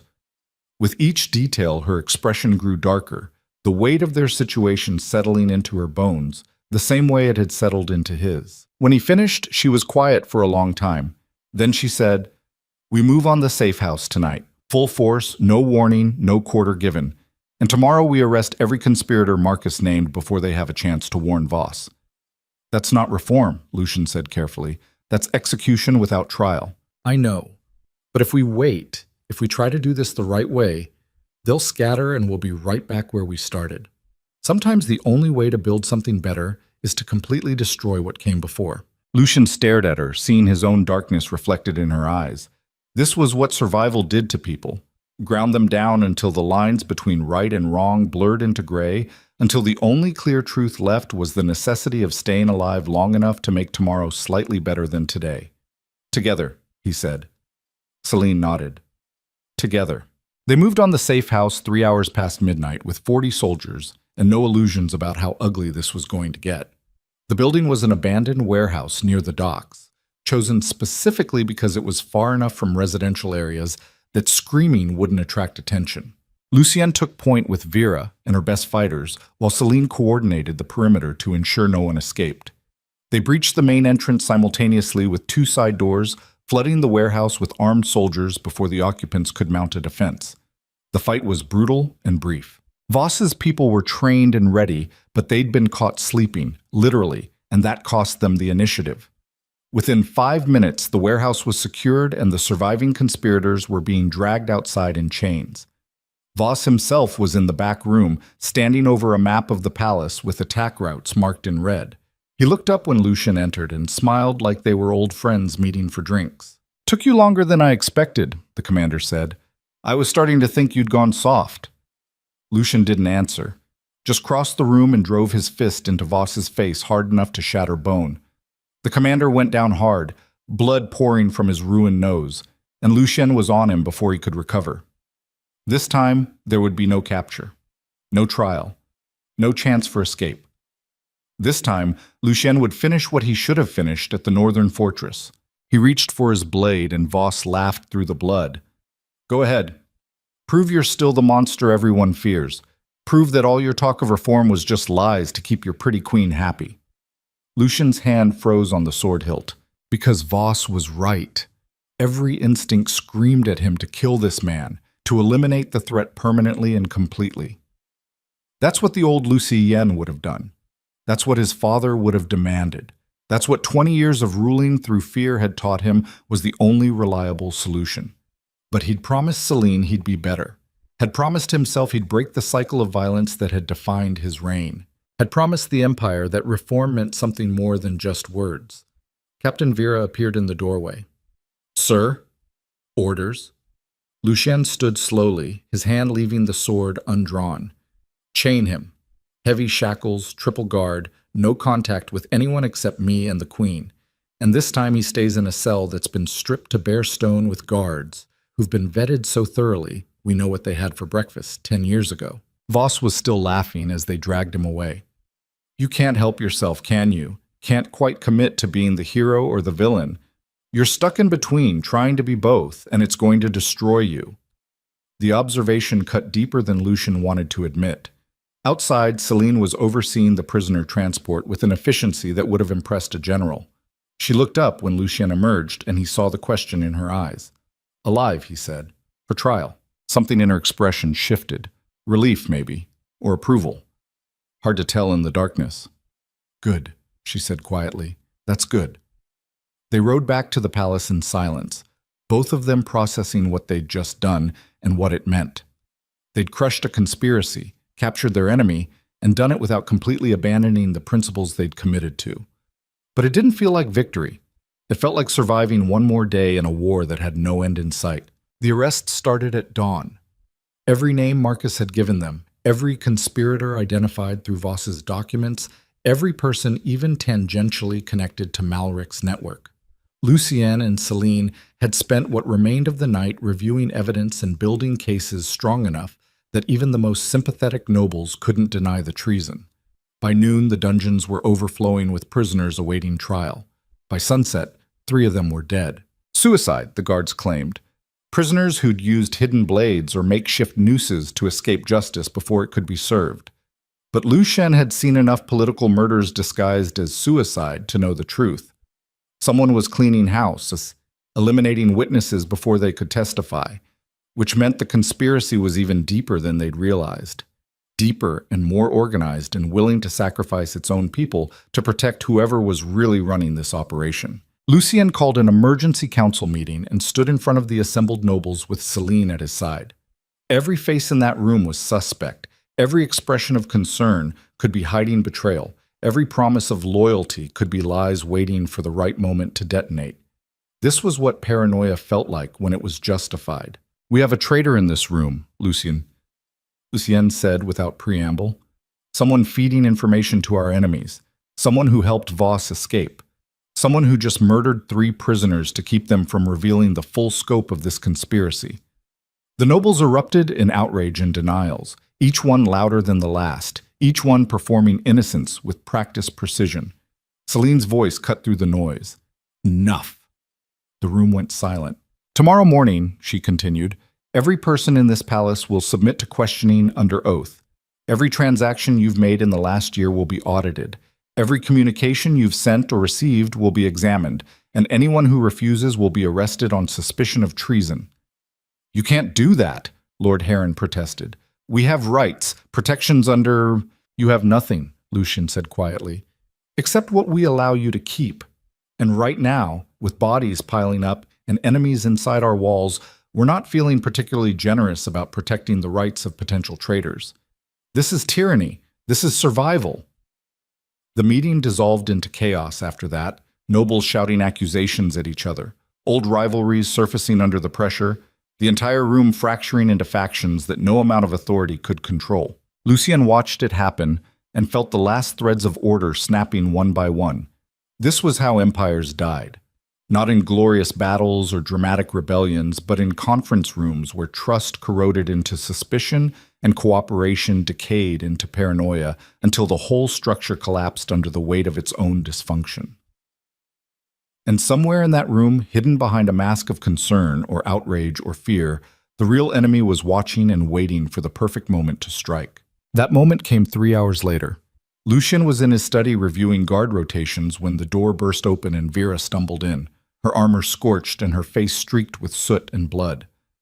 "Fire!" she gasped. "In the dungeons. Someone set fire to the entire cell block." Lucien was moving before she finished the sentence, running through the palace corridors toward the Undercroft with Vera right behind him. They could smell the smoke before they saw it, thick and black and carrying the distinctive stench of burning flesh. The dungeon entrance was an inferno. Guards were trying to fight it with buckets of water, but the fire was too hot, too well fed, spreading faster than any natural blaze should. Someone had used accelerant, oil or pitch or something designed to burn so hot that stone itself started to crack. And inside, trapped behind walls of flame, were 50 prisoners, including Voss and everyone else who might have information about the conspiracy. "Get water!" Lucien roared. "Get every bucket, every barrel, every goddamn person who can carry liquid and—" "It's too late," Vera said. "The heat's too intense. Anyone still alive in there will be dead from smoke before we can reach them." Lucien watched his last chance at uncovering the full conspiracy burn to ash in front of him and felt something fundamental break inside his chest. This wasn't random chaos. This was strategy. Someone had orchestrated this perfectly, using their attempts at reform against them, turning mercy into weakness, patience into vulnerability. Someone who understood exactly how Lucien and Celine thought and could predict their every move. Someone close enough to access the dungeons unquestioned. Someone they trusted. The realization hit him like a physical blow. "Where's Celine?" he demanded. Vera's face went pale. "Last I saw, she was in the council chamber finishing—" Lucien ran. He sprinted through the palace halls with a certainty born from 20 years of combat instinct screaming that something was wrong, took the stairs 3 at a time, burst through the council chamber doors hard enough to tear them off their hinges, and found Celine on the floor in a spreading pool of blood, with Captain Vera standing over her holding a knife. Except it wasn't Vera. Couldn't be Vera because Vera was behind him in the dungeon corridor, which meant the woman he'd been talking to, the woman he'd trusted with coordination and security for the last week, had been someone else. An imposter. A plant. A traitor so deep in their organization that she'd been able to replace the captain of the guard without anyone noticing. The false Vera smiled at him. It was Voss's smile. That same arrogant certainty that they'd already won. "Took you long enough?" she said, in a voice that wasn't Vera's at all. "We were starting to think you'd let her bleed out before you figured it out." Lucien drew his sword and everything else ceased to matter. The fire, the conspiracy, the empire itself, all of it reduced to the singular focus of crossing the space between him and the woman who'd just stabbed his queen. He moved like lightning, and she met him with a blade that should have been too skilled for any infiltrator. They came together in a clash that shattered furniture and sent documents flying, trading strikes with a speed and precision that spoke of years of training. But Lucien had rage on his side, the pure, unfiltered fury of a man who'd spent 2 weeks learning to be better, only to have it thrown back in his face by someone who'd been playing them from the start. He drove her back step by step, overwhelming her defense through sheer aggression, until her back hit the wall and she had nowhere left to retreat. "Who are you?" he snarled. The woman's face rippled and changed, some kind of illusion magic dissolving to reveal someone Lucien didn't recognize. Pale skin, dark eyes, Features so average they'd disappear in any crowd. Does it matter? She asked. We're everywhere. In every guard unit, every noble house, every layer of your precious empire. You can't stop what's coming. Watch me. He drove his blade through her chest and felt the resistance of flesh and bone giving way. She died with that smile still on her face, died knowing she'd accomplished her mission, died leaving them with more questions than answers. Lucienne let her body drop and turned to Celine. She was still breathing, but barely, her hand pressed against the wound in her side where blood was pulsing between her fingers. Her eyes found his, and he saw fear there for the first time since he'd known her. Not fear of dying, fear that he'd revert, fear that losing her would break whatever fragile reformation he'd managed, fear that her death would unleash the monster he'd been trying so hard to cage. Don't, she whispered. Don't let this destroy you. Lucien dropped to his knees beside her and pressed his hands over the wound, trying to slow the bleeding even though he could feel her life draining away beneath his palms. You're not dying, he said. You hear me? You don't get to leave me. Not after everything we've survived. Not after I finally learned how to deserve you. Celine's laugh was wet and broken. Always so dramatic. Stay with me. Trying. Her eyes started to close and Lucien shouted for help. For physicians. For anyone who could save her. His voice echoed through the empty council chamber, and he realized with dawning horror that they were alone. The real Vera was fighting the fire. The guards were dealing with the dungeon. The nobles had scattered after the meeting. And whoever had orchestrated this had timed it perfectly to ensure that no help would come in time. Lucienne looked down at Celine and felt 20 years of carefully constructed walls crumbling into dust. She was dying in his arms because he'd failed to protect her, because his attempts at reform had made them vulnerable, because someone had exploited every ounce of mercy they'd shown and turned it into a weapon against them. This was his fault, all of it. The fire, the infiltration, the knife in Celine's side. Every failure cascading together into this single devastating moment where everything he'd tried to build collapsed around him.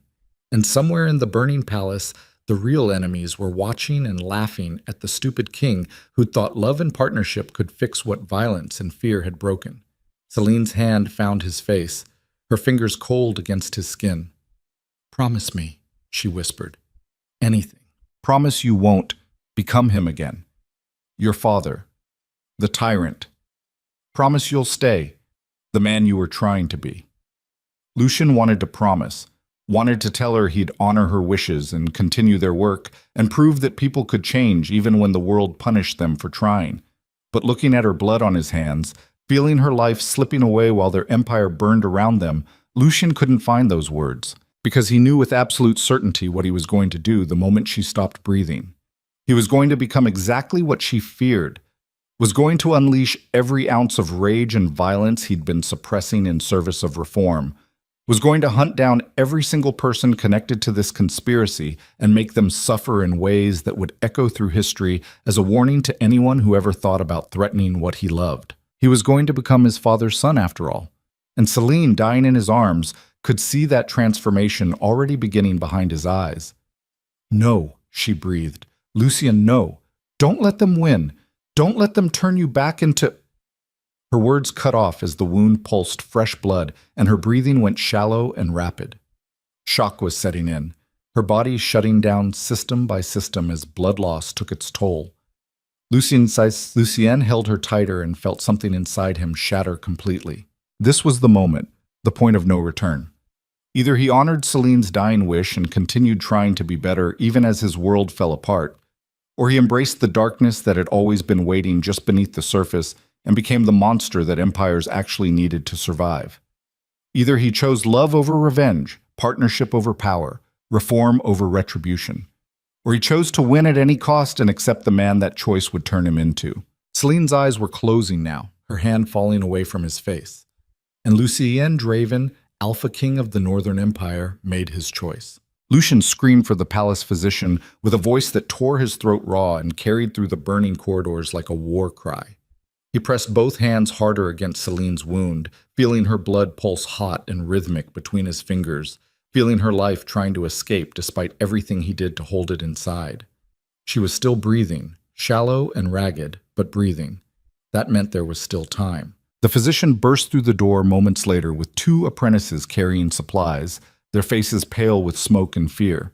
They took one look at the scene and immediately began working, pushing Lucien aside with professional efficiency that he would have killed them for under any other circumstance. "How bad?" Lucien demanded. The physician didn't answer, just cut away Celine's blood-soaked tunic and exposed the wound. It was deep, angled upward beneath her ribs, the kind of strike designed to puncture organs and cause maximum internal damage. Professional work.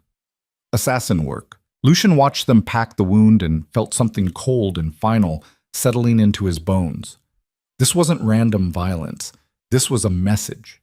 A demonstration of how completely their enemies had infiltrated the palace, how easily they could reach the people Lucien loved, how powerless his attempts at reform had made him. Someone had planned this down to the smallest detail, had replaced Vera with a perfect imposter, had orchestrated the dungeon fire as a distraction, had waited until Lucien and Celine were most vulnerable and then struck with surgical precision. Someone who knew them intimately, knew their routines, their security protocols, their weaknesses. Someone still inside the palace.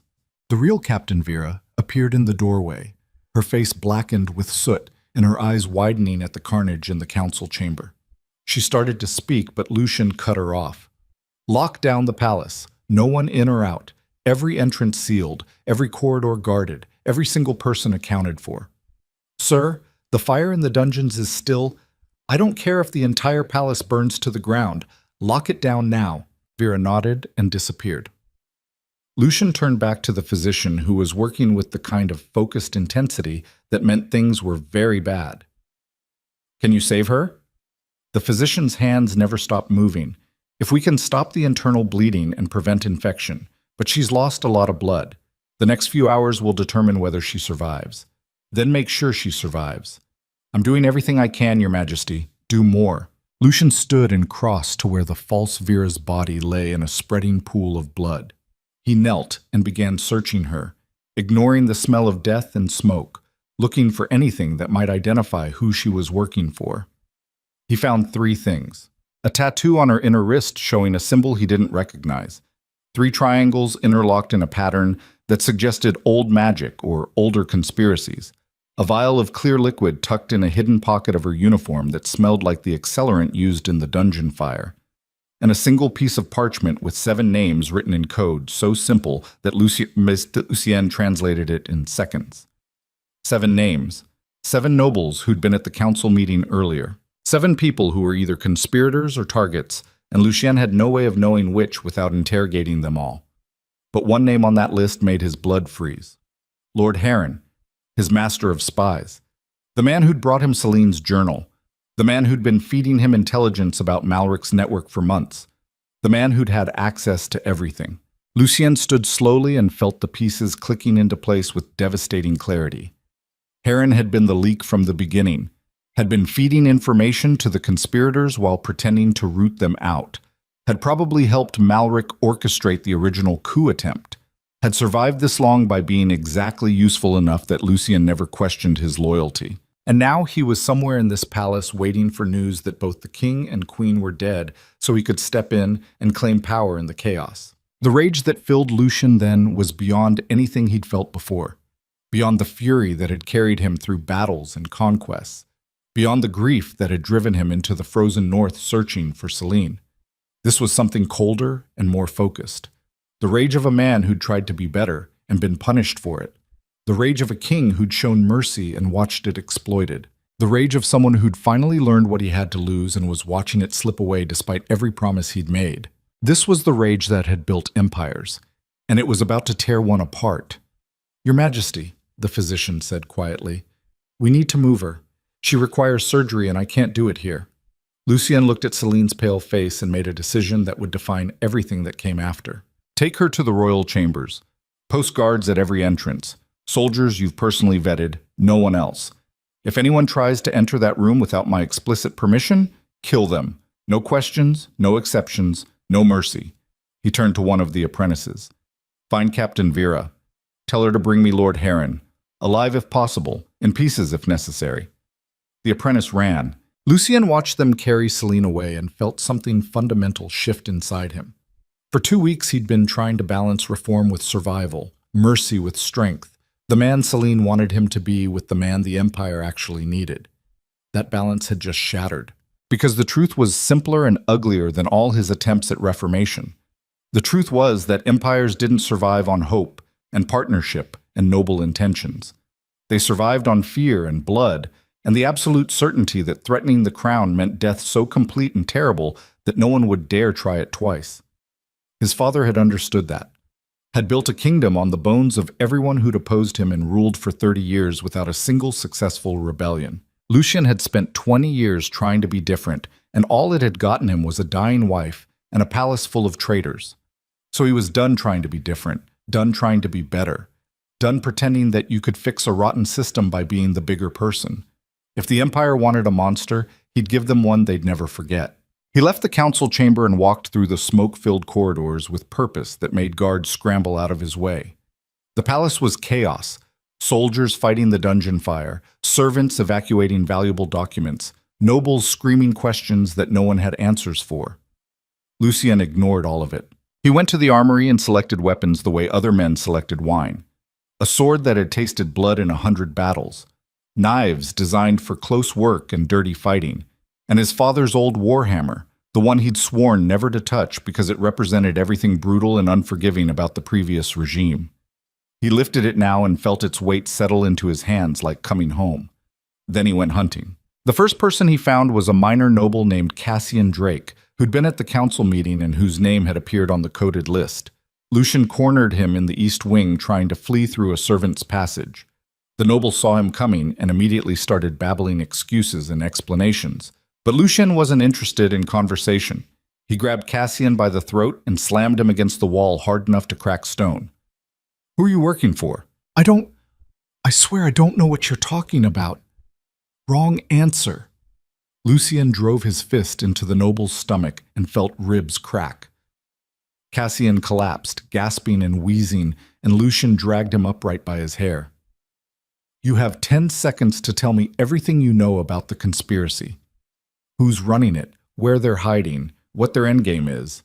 10 seconds, or I start breaking bones until you can't remember your own name. Please, I'm not." 9. 8. "It was Heron," Cassian screamed. "Lord Heron has been coordinating everything. He recruited most of us, promised we'd have power when the new regime took over." "Where is he now?" "I don't know. He said to scatter after the meeting, said he'd contact us when it was safe." "Who else?" Cassian gave him 3 more names, all nobles who'd been at the council meeting, all people Lucien had trusted with various aspects of governance. Each name was another knife to whatever remained of his ability to trust anyone. Lucien dropped the noble and turned to the guards who'd been following at a distance. "Arrest him. Anyone whose name I've mentioned tonight goes to the dungeons, the cells that didn't burn." The guards moved to comply, and Lucien continued his hunt. He found the second conspirator in the library, a merchant lord named Victor Thane, who'd been helping Celine negotiate trade agreements. The man saw Lucien coming and tried to run, but there was nowhere to go in a locked-down palace. Lucien caught him before he made it 10 feet. This interrogation was shorter and more brutal. Lucien had stopped caring about restraint or procedure or anything except extracting information as quickly as possible. Victor gave up everything within minutes: meeting locations, communication methods, the full list of nobles involved. 23 names total, almost a quarter of the active council. It was a purge waiting to happen, a conspiracy so deep and widespread that rooting it out would destabilize the entire government. But Lucien was past caring about stability. By the time he'd worked through 6 interrogations, his hands were bloody and his voice was hoarse from shouting, and guards were bringing him prisoners faster than he could question them. The palace had transformed into a war zone, soldiers dragging nobles from their chambers in chains, while servants cowered in corners and tried to stay invisible. This was the tyrant's way, the old way, the way Lucien had sworn to abandon. But it was working. Within 3 hours, he'd dismantled the conspiracy, arrested 47 people, and extracted enough confessions to ensure every single one of them would hang. But Lord Heron remained missing. The spy master had vanished the moment the lockdown began, slipping through security with the ease of someone who designed that security himself. Vera's soldiers had torn apart his chambers and found them empty except for a single note addressed to Lucian. The note was written in Heron's precise handwriting, and it burned worse than any wound. Your Majesty, by the time you read this, your queen will be dead or dying, and your empire will be tearing itself apart. I want you to know that none of this was personal. You were simply in the way of progress. Your father understood how to rule, through absolute power and absolute fear. You tried to soften that legacy, tried to build something gentler, and in doing so, you made yourself weak. The new empire that rises from your ashes will be stronger for your failure. Your attempts at reform showed us exactly what not to do. And your precious partnership with Celine demonstrated why love has no place in governance. Thank you for the lesson. I suspect we'll never meet again, but know that I bear you no ill will. You were simply the wrong king at the wrong time, trying to fix what was never broken. The next ruler will not make your mistakes. Lucian read the note 3 times and felt something break that he hadn't known could still break. Because Heron was right about one thing. Love had no place in governance if governance meant surviving in a world of conspiracies and assassinations and people willing to burn entire buildings full of prisoners just to cover their tracks. But Celine had taught him something Heron would never understand. That the only thing worth ruling for was love. That an empire built on fear might survive, but it would never thrive. That the brutal calculus of power meant nothing if you had no one to share it with. And Lucien would be damned if he let Heron's vision of cold efficiency replace what he and Celine had been trying to build. He left the spymaster's chambers and went to find the real Captain Vera. She was coordinating the arrests in the Great Hall, her face grim but determined. Status? Lucian demanded. 47 arrested and secured. 3 died resisting. The rest are talking fast enough that we'll have the full conspiracy mapped by morning, but Heron's in the wind. Every exit was sealed, but he got out somehow. Secret passages? We're searching them now, but the palace has hundreds, and he knows them all. He could be anywhere. Then we make him come to us. Vera looked at him sharply. How? By giving him what he wants. He thinks he's won because Celine's dying, and I've reverted to the tyrant, so we let him think that. We spread word that the queen didn't survive surgery, that I've declared martial law and suspended all reforms, that I'm executing conspirators in the courtyard at dawn. That might actually start a civil war, sir. It might, but it'll also draw Heron out of hiding. He'll want to see his victory, want to watch the empire burn, and when he surfaces, we take him. And if the queen actually doesn't survive? Lucian's expression went cold enough to freeze blood. Then I'll burn this empire to ash myself and rule the ruins until I find every single person who had a hand in killing her. No trials, no mercy, no reforms, just death so complete and terrible that history will remember this as the winter the Northern Empire drowned in blood. Vera held his gaze for a long moment, then nodded slowly. I'll spread the word. Do it quietly. And Vera, sir, if anyone asks if the queen is really dead, tell them you don't know. Let the uncertainty spread.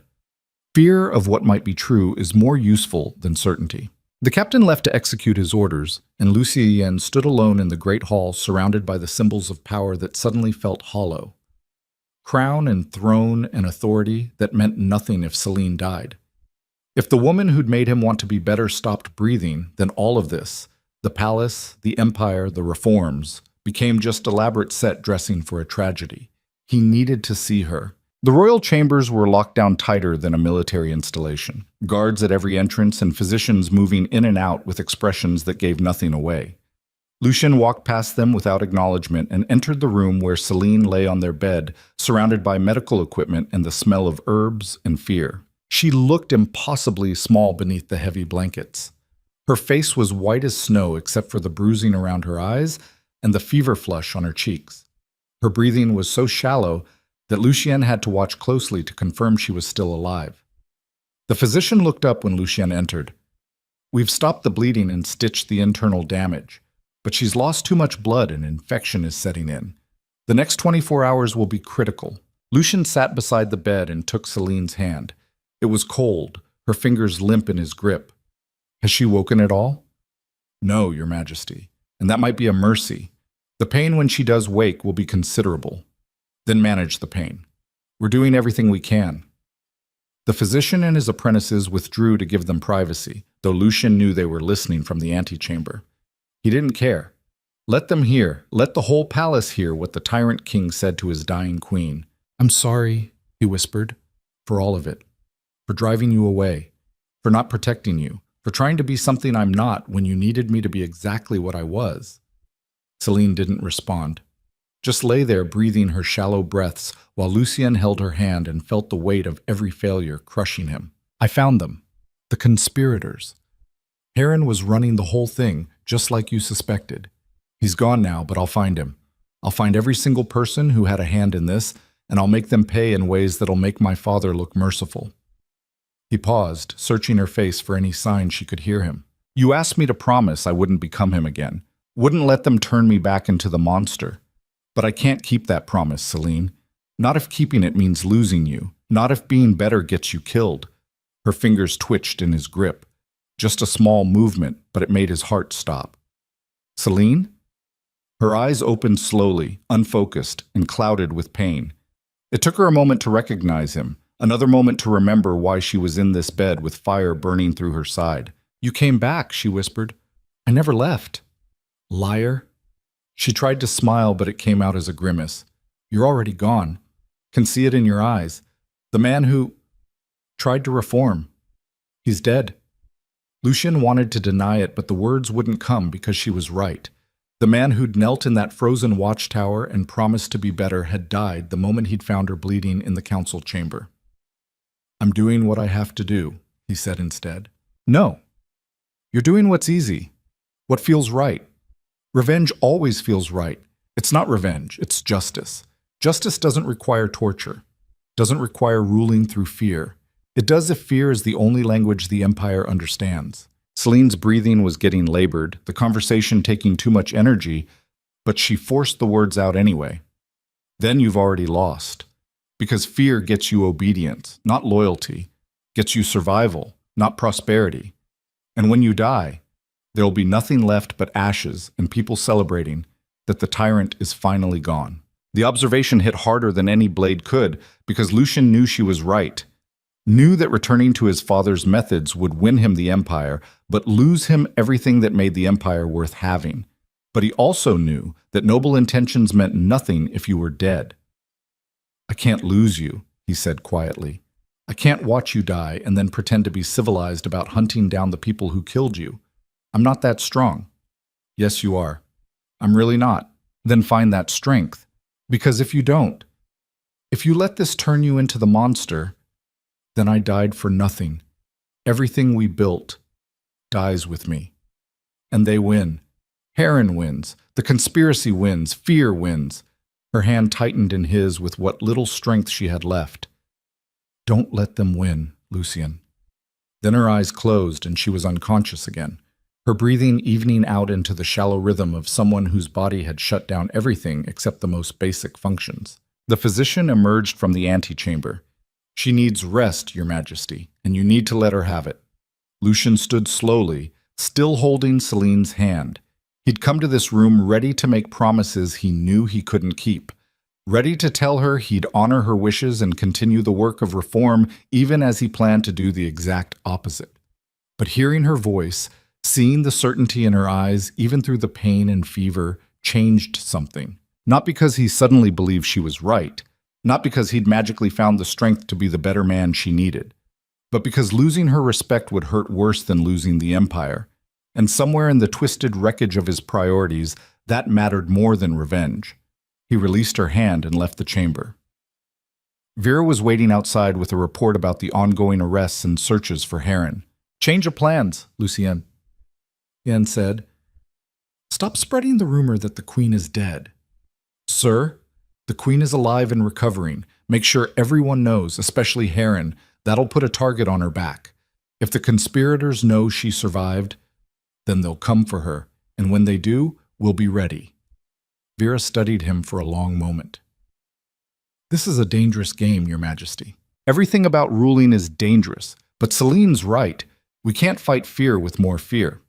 We have to offer something better, or we're just replacing one tyranny with another. So what's the play? We use her survival as proof that the conspiracy failed.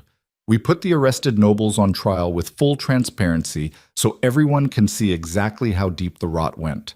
We offer clemency to anyone who confesses and cooperates. And we make it clear that the old regime is dead. No more ruling through terror, no more paranoia, no more treating subjects like enemies. That's a lot of faith in people who just tried to kill you both. It is. But it's also the only way forward that doesn't end with me becoming exactly what Heron accused me of being. Vera nodded slowly. And when Heron makes his move, then I kill him myself. Quickly and without ceremony.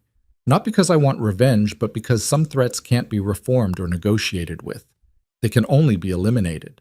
The captain left to relay the new orders, and Lucy Sien stood in the corridor outside Celine's chambers, listening to her breathe through the door, and felt the weight of what he'd just committed to settling onto his shoulders. This was the harder path, the one that required restraint when every instinct screamed for blood, the one that meant showing mercy to people who'd tried to murder his wife, the one that demanded he trust in systems and laws instead of his own judgment. It was the path Celine had been trying to lead him down for years, and Lucien was finally ready to walk it. Not because he'd suddenly become noble or enlightened, not because he believed deep down that people were fundamentally good or that justice would prevail, but because Celine believed those things. And if loving her meant trying to see the world through her eyes, then he'd spend the rest of his life learning how to do that, even if it killed him, especially if it killed him, because dying while trying to be better was preferable to living as the monster he'd always been. The next 12 hours were a study in controlled chaos. Word spread through the palace that the queen had survived, and the effect was immediate. Servants who'd been cowering in corners emerged with renewed purpose. Guards stood straighter at their posts. Even the arrested conspirators seemed to deflate, their certainty of victory evaporating in the face of Celine's stubborn refusal to die. Lucien used the momentum to push through reforms he'd been considering but hadn't had the courage to implement. He dissolved the noble council entirely and replaced it with a mixed assembly of merchants, scholars, and common citizens elected by their communities. He opened the palace archives to public inspection so everyone could see exactly how much corruption had been festering in the government. He ordered full audits of every noble house's finances and promised that anyone caught embezzling would face the same justice regardless of their title or bloodline. It was radical, unprecedented, the kind of sweeping change that should have taken years to implement. But Lucien had learned that crisis created opportunity, and the conspiracy had handed him a crisis so severe that even the most conservative voices couldn't argue against dramatic action. The trials began at dawn on the second day. Lucien presided with Vera at his side, and for the first time in his reign, he allowed the proceedings to be open to public observation. Citizens packed the galleries, watching their rulers being held accountable with a mixture of satisfaction and disbelief. Each conspirator was given the chance to speak in their own defense. Each one had access to legal counsel. Each one faced a jury of their peers instead of the king's arbitrary judgment. It was slow and frustrating and frequently infuriating when guilty people exploited the system to avoid consequences. But it was justice. Real justice. The kind that served the empire instead of just the crown. And with each verdict, with each sentence handed down through process instead of royal decree, Lucien felt the empire shifting beneath him, becoming something different, something that might actually survive his eventual death instead of collapsing the moment his iron grip loosened. But Lord Heron remained missing. The spymaster had vanished so completely that Lucien started to wonder if he'd left the capital entirely, fled to one of the rebel territories or the eastern kingdoms where he could start over with a new identity and new schemes. Then on the third day, a message arrived. It was delivered by a street urchin who claimed a hooded stranger had given him a silver coin to bring it to the palace. The message was written in Heron's handwriting and addressed to the king. Lucien read it in his study while Vera stood guard at the door. Your Majesty, I must admit I underestimated you. I expected the Queen's injury to break you completely, to send you spiraling back into the comfortable brutality of your father's reign. Instead, you've done something far more interesting. You've chosen to be weak on purpose. The trials, the reforms, the public accountability, it's all very noble, very inspiring, and it will destroy you within a year. Because the truth you refuse to accept is that empires cannot be governed by consensus. They require singular vision, absolute authority, and the willingness to make choices that gentler souls would shy away from. Your father understood this. Malric understood this. Even I understand this. But you? You've let love make you soft, let hope make you vulnerable. Let the naive belief that people are fundamentally good blind you to the reality that most people are fundamentally selfish. I could kill you easily now. Could slip poison into your wine or a blade between your ribs. Could arrange an accident that would look natural enough that no one would question it. But I won't, because watching you fail will be far more satisfying than simply removing you. Watching your reforms collapse under the weight of their own idealism. Watching your subjects betray the trust you've placed in them. Watching Celine realize that the man she tried to create cannot survive in the world we actually inhabit. That will be my revenge. Enjoy your victory, Your Majesty. It won't last. Lucien set the letter down and was surprised to find himself smiling, because Heron had made a fatal mistake. He'd assumed that Lucien's choice to reform was born from weakness or naivety, that showing mercy meant being soft, that trusting people meant being blind to their selfishness. But Lucien had lived too long and seen too much to be naive about human nature. He knew people were selfish, knew they'd exploit kindness if given the chance, knew that trust without verification was just stupidity with better branding. But he also knew something Heron didn't, that ruling through fear worked right up until the moment it didn't. That empires built on terror collapsed the instant the tyrant showed weakness. That absolute authority created absolute dependency, and the moment the authority died, everything fell apart. His father had proven that, had ruled for 30 years through sheer force of will, and died leaving behind an empire so fragile that Lucien had spent his entire reign trying to hold it together through the same brutal methods. The cycle would continue forever, unless someone had the courage to break it. And Lucien had finally found that courage, not in his own strength, but in Celine's certainty that something better was possible. "Vera," he said quietly. "Sir?" "Let Heron watch. Let him see the reforms succeed or fail on their own merits. And if they fail, then he was right, and we'll deal with the consequences. But if they succeed, if we actually manage to build something stronger than fear, then his entire worldview collapses, and he's just another bitter old man who couldn't adapt to a changing world. And if he tries something while we're giving him time to watch, then we respond with everything we have. But we don't hunt him. We don't turn this into a chase. We focus on building what we promised to build and trust that doing the work is more important than punishing everyone who opposes it." Vera looked skeptical but nodded. "Yes, Your Majesty." She left and Lucien returned to Celine's chambers where the physicians reported cautious optimism about her recovery. The fever had broken. The wound was healing without infection. She was still weak and in considerable pain, but she'd regained consciousness for longer periods and could speak without gasping. Lucien sat beside her bed and told her about the trials, the reforms, Heron's letter, and his decision to let the spymaster watch from the shadows instead of hunting him down. Celine listened with eyes that were clearer than they'd been in days. "That's brave," she said when he finished. "It's stupid. Any tactical assessment would say we're leaving an enemy operative loose to sabotage everything we're trying to build. But you're doing it anyway, because you were right. About all of it. Fear can't build the empire we need. Only trust can. And if I can't trust my own judgment enough to let the reforms succeed or fail without controlling every variable, then I'm not really committed to changing." Celine's hand found his.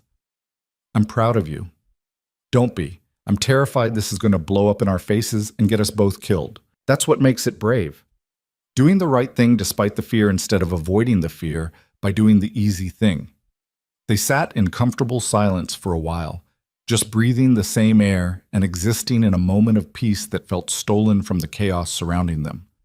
Then Celine said quietly, "Heron's going to make his move during the winter festival. How do you know?" "Because that's when the maximum number of people will be watching, when success or failure will be most visible. He won't be able to resist the dramatic timing. You think he'll try to assassinate us? I think he'll try to prove we're wrong, that reform makes us vulnerable, that the empire can't survive without fear. So we cancel the festival, lock down the city, hunt him properly instead of waiting for him to strike. No. We proceed as planned. We show the people that we're not afraid, that we trust them enough to celebrate together despite the threats, and we prepare for whatever Heron throws at us. That's insane. Probably. But it's also the only way to prove that the new empire is different from the old one, that we're not going to let terror dictate our choices anymore. Lucien wanted to argue, wanted to insist that prudence mattered more than symbolism, that getting them both killed wouldn't prove anything except that Heron was right about love making them weak. But looking at Celine's determined expression, he understood that this was the line she wouldn't cross. This was where reform became real instead of just rhetoric. So he nodded and started planning for a festival that would either mark the beginning of a new empire or the end of everything they'd tried to build. The Winter Festival was 3 days away, and somewhere in the shadows of the frozen capital, Lord Heron was planning his masterstroke. The confrontation that would determine whether love and trust could survive in a world built on fear and blood. The Winter Festival dawned cold and clear, the kind of morning where the sky looked like polished steel and every breath turned to frost in the air. The capital had transformed overnight into something almost beautiful. Ice sculptures lined the main streets, their surfaces catching the weak sunlight and throwing rainbows across the snow. Merchants had set up stalls selling hot cider and roasted chestnuts, their braziers sending columns of warmth into the frozen morning. And everywhere, citizens emerged from their homes with cautious optimism, testing whether it was safe to celebrate after weeks of conspiracy and bloodshed. Lucien stood on the palace balcony watching the city come alive and felt the weight of every decision that had brought them to this moment. 3 days ago, Celine had been dying in their bed with a blade wound that should have killed her. Now she was insisting on attending the festival despite the physician's protests, determined to show the empire that fear hadn't won. She emerged onto the balcony wrapped in furs thick enough to hide the bandages beneath, her face still pale but her eyes sharp with the same stubborn fire that had made Lucien fall in love with her 7 years ago. "You don't have to do this," he said without turning around. "You've proven your point. No one would blame you for staying in bed and letting your body heal. I would blame me." She moved to stand beside him, their shoulders almost touching. "This festival is the first real test of whether people trust us. If I hide in the palace while they're expected to celebrate in the open, what message does that send? That you're recovering from nearly being murdered and have the good sense to prioritize survival over symbolism." Celine smiled, though it didn't quite reach her eyes. "Since when do you care about good sense?" "Since I almost lost you." The admission hung between them, raw and unguarded in a way Lucien still wasn't comfortable with. 20 years of building walls around his emotions didn't disappear just because he'd decided to be better. But Celine had taught him that discomfort was part of growth, that the things worth saying were usually the hardest to voice. Her hand found his and squeezed once. "You didn't lose me. I'm still here, still fighting, still refusing to let bastards like Heron dictate how we rule. He's going to make his move today." "I know. And you're still determined to walk out there and give him a perfect target." "I'm determined to show the Empire that we're not afraid, that we trust our people enough to be vulnerable among them. That's the whole point of reform, Lucien. If we can't practice what we preach, then we're just hypocrites with better rhetoric." Lucien wanted to argue, but the words wouldn't come because she was right. Every tactical instinct he possessed screamed that this was suicide, that exposing themselves publicly was exactly what Heron wanted, that prudence mattered more than symbolism. But reform had never been about prudence. It had been about gambling everything on the possibility that people were better than their worst impulses. That trust could build something stronger than fear. That vulnerability was a kind of strength instead of just stupidity with noble intentions. So Lucien nodded and started preparing for a festival that would either prove them right or get them both killed. The security arrangements were the most comprehensive in the Empire's history. Captain Vera had positioned soldiers at every entrance to the festival grounds, their armor hidden beneath civilian clothing so they wouldn't alarm the crowd. Archers covered the rooftops with sightlines that overlapped to ensure no blind spots. And circulating through the celebration itself were dozens of plainclothes guards trained to spot threats before they materialized. But all the security in the world couldn't eliminate every risk. There were too many people, too many variables, too many ways for a determined assassin to get close enough to strike. Lucien and Celine walked through the festival together, moving slowly because Celine's wound made anything faster than a careful stroll excruciating. Citizens approached with gifts and well-wishes, their faces showing the tentative hope of people who'd lived through hell and were trying to believe that better days might actually come.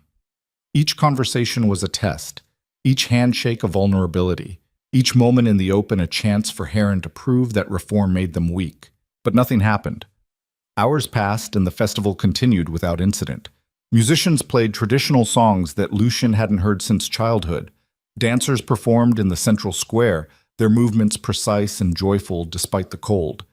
And everywhere, people laughed and celebrated with the kind of genuine pleasure that couldn't be forced or faked. It was beautiful in ways that Lucian had forgotten empires could be. Not the beauty of conquest or power or architectural grandeur, but the simpler beauty of people choosing to come together despite every reason to stay isolated and afraid. This was what they'd been fighting for, this moment of community and trust, this proof that something other than fear could hold a kingdom together. Lucien was starting to think maybe Heron had fled after all, that the spymaster's letter had been nothing but empty threats designed to make them paranoid, when Celine stiffened beside him. He followed her gaze and saw a figure standing at the edge of the crowd, hooded and still in a way that set him apart from the celebrating citizens. The posture was wrong, the isolation deliberate, the positioning calculated for maximum visibility. Lord Heron had come to watch his kingdom burn.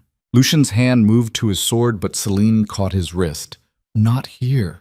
Not in front of everyone. He tried to kill you, and if you cut him down in the middle of a festival, you prove every accusation he's made about you being a tyrant who can't control his temper. We do this the right way. There is no right way to deal with someone who orchestrated the murder of 50 prisoners and nearly killed my wife. Then find one, because that's what being better means. Making the harder choice even when every instinct screams for blood. Lucian looked at her and saw the absolute certainty in her eyes.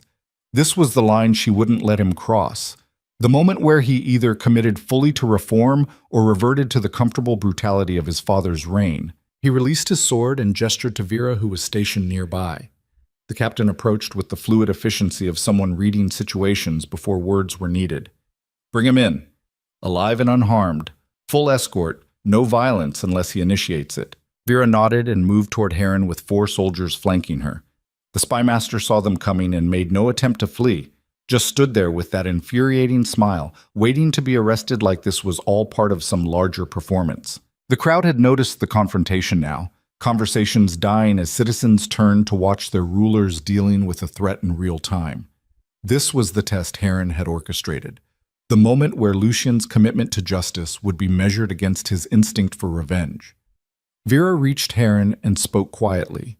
The spymaster responded with something that made her jaw tighten, but she maintained her composure and gestured for him to accompany her peacefully. For a moment, Lucian thought it might actually work. Thought they might arrest Heron without incident and prove that the new empire could handle threats through law instead of violence. Then Heron moved. It wasn't a weapon he pulled, but something smaller and more insidious. A vial of clear liquid that he raised above his head with theatrical flourish, his voice carrying across the suddenly silent square. Citizens of the Northern Empire. You've been told your rulers have reformed, that the age of tyranny is over, that you can trust them to govern with wisdom instead of fear.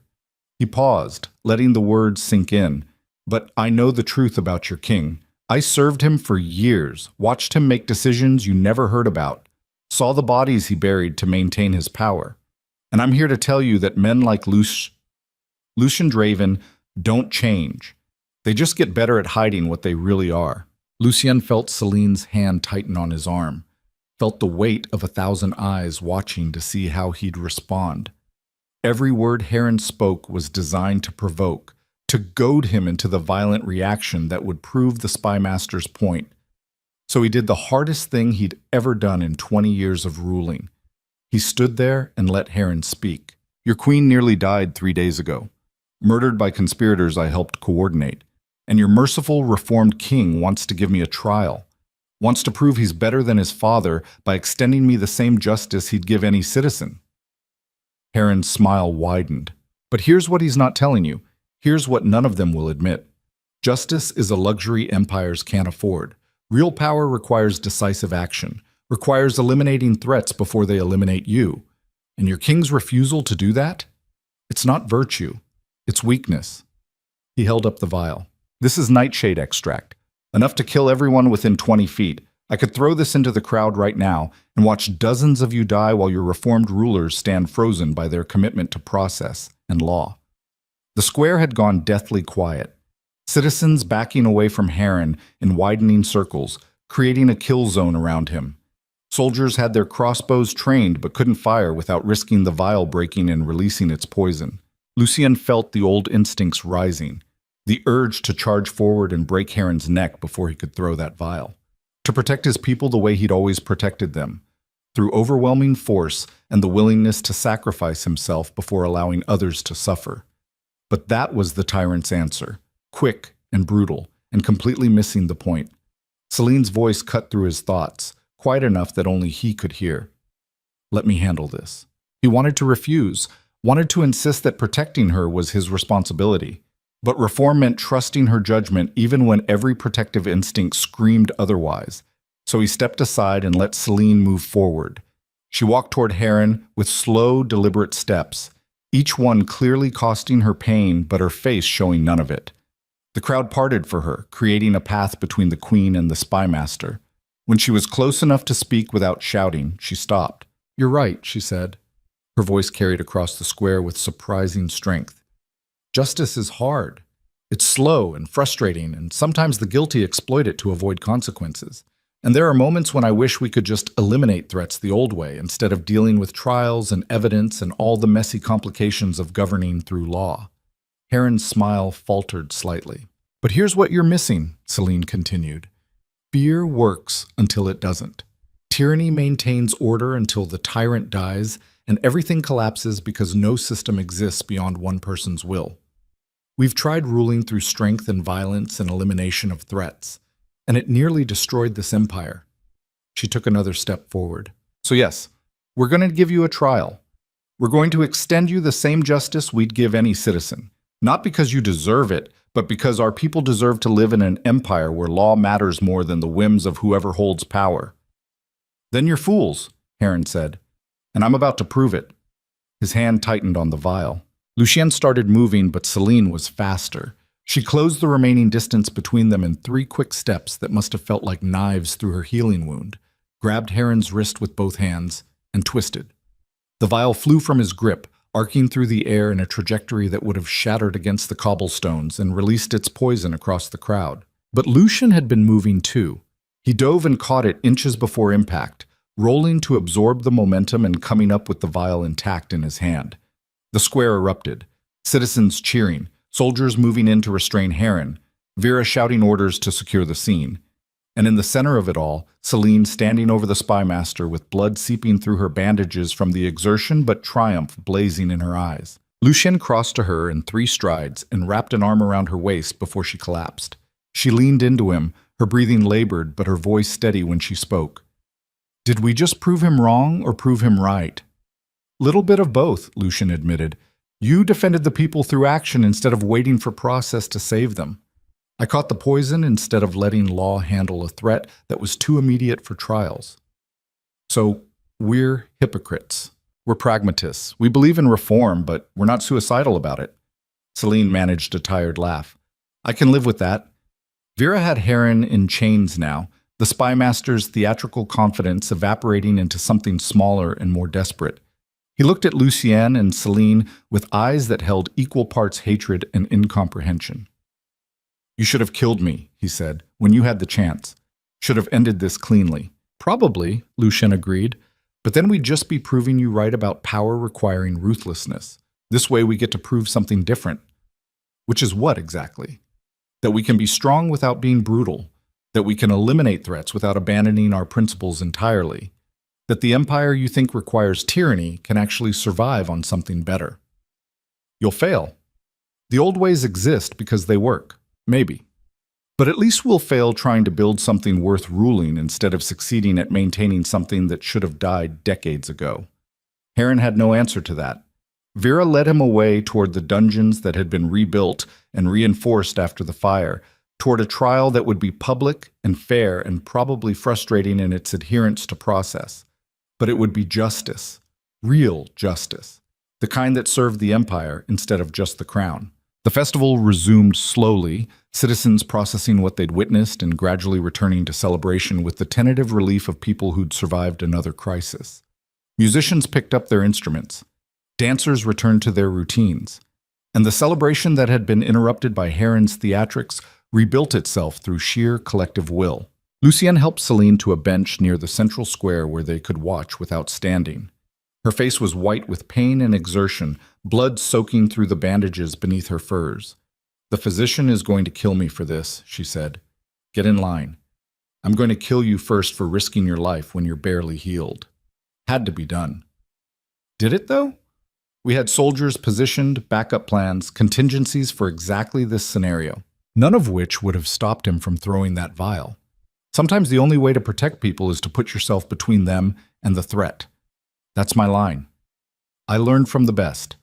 They sat in silence for a while, watching the festival continue around them, watching the empire they'd nearly died for choosing to celebrate, despite every reason to stay afraid. Watching people trust them enough to be vulnerable in public. This was what victory looked like. Not glorious or dramatic. Just ordinary people living ordinary lives because they believed tomorrow would be safe enough to plan for. A small girl approached their bench with a flower she'd woven from festival ribbons. She offered it to Celine with the kind of fearless generosity that only children possessed, unaware that she was giving a gift to someone who'd nearly died defending the right of citizens to approach their rulers without terror. Celine took the flower with shaking hands and smiled through obvious pain. "Thank you. It's beautiful. My mama says you saved us." The girl's voice was high and clear. "Says you and the king are making things better. We're trying. Are you going to keep trying even when people are mean to you?" The question was so simple and so devastating that Celine had to take a moment before answering. "Yes. We're going to keep trying, even when it's hard. Even when people doubt us, even when we're not sure we're doing the right thing." The girl nodded seriously, processing this with the grave intensity of childhood. "Good, because trying is important even if you don't always win." She ran back to her mother, leaving Celine holding the ribbon flower and Lucien sitting beside her, feeling like he'd just witnessed something profound. "Out of the mouths of children," Celine said quietly. "Wisdom. We spent decades trying to learn, and she just stated it like obvious fact. Maybe that's the problem. We complicate things with strategy and politics and power dynamics when the truth is simpler than we want to admit. Which is what? That trying matters. That the effort to be better has value even when the results are imperfect. That showing up and doing the work is more important than achieving some theoretical perfection." Lucien turned to look at her, this woman who'd walked into a blizzard because he'd called her a traitor, who'd survived imprisonment and assassination attempts, and was now sitting in a public square with a stab wound that should have killed her, still insisting that hope mattered more than cynicism. "How do you do it?" he asked. "How do you keep believing when everything we've seen suggests people are terrible and empires are doomed and reform is just naivety with better branding?" Celine was quiet for a long moment, watching the festival with eyes that had seen too much darkness but still searched for light. Then she said, "I don't believe people are fundamentally good. I've seen too much corruption and selfishness to think that. But I do believe they're capable of being better when given the chance. And I'd rather spend my life creating conditions where that better version can emerge than accepting the worst as inevitable. Even when accepting the worst would be easier? Especially then, because easy answers are usually wrong answers. And I didn't survive everything we've been through just to give up and rule through fear like everyone expects." She looked at him, and Lucien saw the challenge in her eyes. "The question is whether you can do the same. Whether you can keep choosing the harder path, even when your instincts scream for the brutal efficiency of the old ways." Lucien thought about his father, thought about 20 years of ruling through violence and intimidation, thought about how easy it would be to revert to those patterns, to justify tyranny as necessity, and convince himself that strength required cruelty. Then he thought about Celine bleeding in the council chamber, thought about the empire tearing itself apart, thought about the girl who'd just given them a ribbon flower and asked if they'd keep trying even when people were mean, and he made a choice that would define the rest of his reign. "I can't promise I'll always choose right. Can't promise I won't fall back into old patterns when things get desperate. But I can promise I'll try, that I'll keep pushing myself to be better even when better feels impossible. That's all I'm asking. It's asking for everything. I know, but you're capable of it. You proved that when you carried me out of that fortress, when you knelt in front of the court and admitted your failures, when you gave Heron a trial instead of executing him in the street. Those were individual moments. What you're asking for is sustained transformation. So sustain it, one moment at a time, one choice at a time, one day at a time. She stood slowly, her body protesting every movement, and offered him her hand. Starting now. We've got an empire to rebuild, and about 1,000 people waiting to see if we collapse under the weight of our own idealism. Lucien took her hand and stood. Together they walked back through the festival, two scarred rulers trying to prove that love and trust could survive in a world built on fear. It wasn't a fairy tale ending. There was no magical transformation where all problems disappeared and everyone lived happily ever after. The empire was still fractured. Rebels still operated in distant territories. Noble houses still schemed for advantage. And Lucien's instincts toward violence and control didn't vanish just because he'd decided to be better. But something had shifted. Some fundamental reorientation of priorities that made the old ways feel less like necessity and more like failure of imagination. The weeks following the Winter Festival brought challenges that tested their commitment to reform daily. The trial of the conspirators revealed corruption so deep that cleaning it out required dismantling entire government structures. 3 more assassination attempts were thwarted, each one proving that enemies remained willing to exploit any opening that mercy provided. And twice Lucien made decisions that looked like regression, executing a traitor who'd poisoned the water supply, burning a village that had harbored enemies of the crown. Each time Celine forced him to explain his reasoning, to justify why violence had been necessary, to prove that he'd exhausted every other option before reverting to the brutal efficiency he was trying to leave behind. It was exhausting, frustrating. Sometimes it felt like being constantly audited by someone determined to catch him backsliding. But it worked, because knowing he'd have to defend every harsh decision to Celine made Lucien think harder about whether harsh decisions were actually required. Made him search for solutions that didn't involve bloodshed, made him consult advisors and consider alternatives, and occasionally discover that the problems he thought required violence could be solved through negotiation or incentives or simple patience. He was learning, slowly and imperfectly, but learning nonetheless. 6 months after the Winter Festival, the Eastern Territories reopened their borders in exchange for trade concessions that Celine negotiated. House Corvain and House Brecken formally rejoined the empire under new terms that limited their autonomy, but gave them representation in the Reformed Council. And the first citizen elections were held to replace the Noble Assembly with a mixed government that actually reflected the people it claimed to serve. It was messy. The elected representatives fought constantly, deadlocking on basic decisions and forcing Lucien to mediate disputes he'd previously have settled with threats. The learning curve was brutal for everyone involved, but it was working. Slowly, imperfectly, with setbacks and frustrations and moments where Lucien wanted to just seize control and make the decisions himself because collective governance was so much slower than tyranny, but working nonetheless. The empire that emerged from that brutal winter looked nothing like the one Lucien's father had built. It was smaller. 3 territories had permanently broken away, choosing independence over the uncertainty of reformed governance. It was messier. Democratic processes were slower and more contentious than royal decree. And it was weaker in the traditional military sense. Lucien had reduced the standing army and redirected resources toward infrastructure and education. But it was also more stable, more resilient, more capable of surviving the eventual death of its rulers because it didn't depend entirely on one person's will. Lucy stood on the palace balcony one evening and watched the city below, seeing lights in windows and smoke from chimneys and all the small signs of ordinary life continuing without terror. Celine joined him, her wound finally healed enough that she could move without wincing. She'd been in meetings all day with the Trade Council, negotiating shipping routes and tariff structures with the kind of patient attention to detail that Lucien had never possessed. "How'd it go?" he asked. "Brutal. Lord Cassian wanted preferential treatment for his merchant fleet, and Merchant Vela threatened to withdraw her support if we didn't address labor conditions in the southern ports. Took 6 hours to reach a compromise everyone could tolerate. 6 hours you could have saved by just making a decision and forcing them to accept it." True. But then we'd be back to ruling through authority instead of consensus.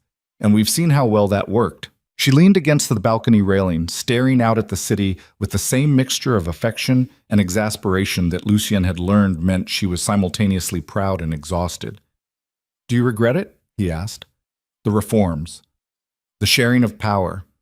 Everything we've built at the cost of efficiency and control. Celine was quiet for a long moment. Then she said, "Every single day. There are moments when I want to just seize control and make the hard decisions without debate or discussion or all the messy complications of governing with partners instead of subjects. But I also remember what the empire looked like under the old system. Remember the fear and corruption and the certainty that everything would collapse the moment you showed weakness. And I'd rather deal with the frustrations of democratic governance than return to that. Even though it's harder, especially because it's harder. Easy answers usually mean someone else is paying the cost we're too comfortable to notice." She turned to look at him, and Lucien saw the same fire in her eyes that had first drawn him to her 7 years ago. The same stubborn refusal to accept that cruelty was inevitable or that power required brutality. "How about you?" she asked. "Regrets?" "Thousands. Every day I wish I could just give orders and have them followed without question. Every negotiation feels like wasted time. Every compromise feels like weakness. So why keep doing it?" Lucien thought about the question, about all the reasons he could give that would sound noble or enlightened or befitting a reformed ruler. But the truth was simpler and more selfish. Because you asked me to. Because loving you means trying to see the world through your eyes.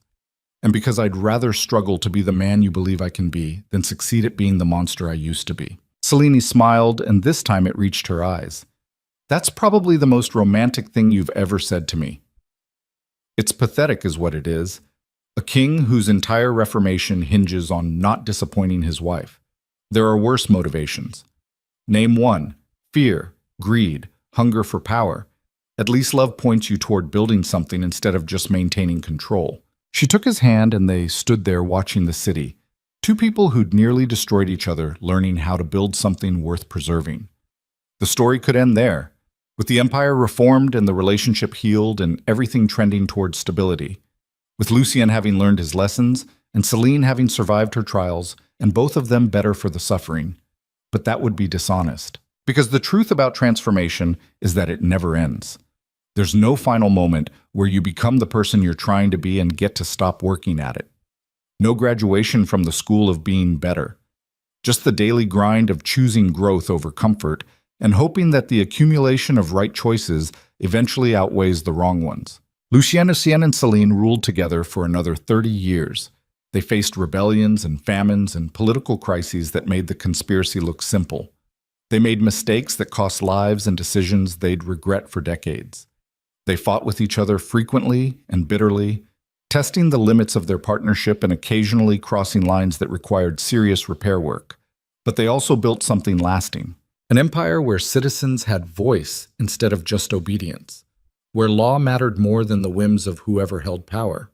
Where the mechanisms of governance could survive the death of individual rulers because the system was larger than any one person. It wasn't perfect. Democratic processes were still messy and slow. Corruption still existed, just more carefully hidden. And there were moments when Lucien's old instincts resurfaced, and he had to be talked down from reverting to the brutal efficiency he'd been trained to employ. But it was better. Measurably and meaningfully better than what had come before. When Lucien died at 63 from wounds sustained defending the northern border against raiders, the empire didn't collapse. The systems he and Celine had built continued functioning. The elected council chose a new leader through process instead of violence, and the transition of power happened without civil war or widespread bloodshed. That was his legacy.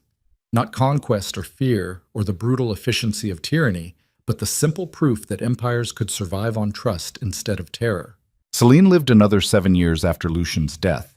She spent them teaching the next generation of rulers how to govern with wisdom instead of force, how to see strength in vulnerability and power in partnership, how to choose the harder path even when easy answers beckoned. She died peacefully in her sleep, which felt unfair given how many times she'd nearly died violently.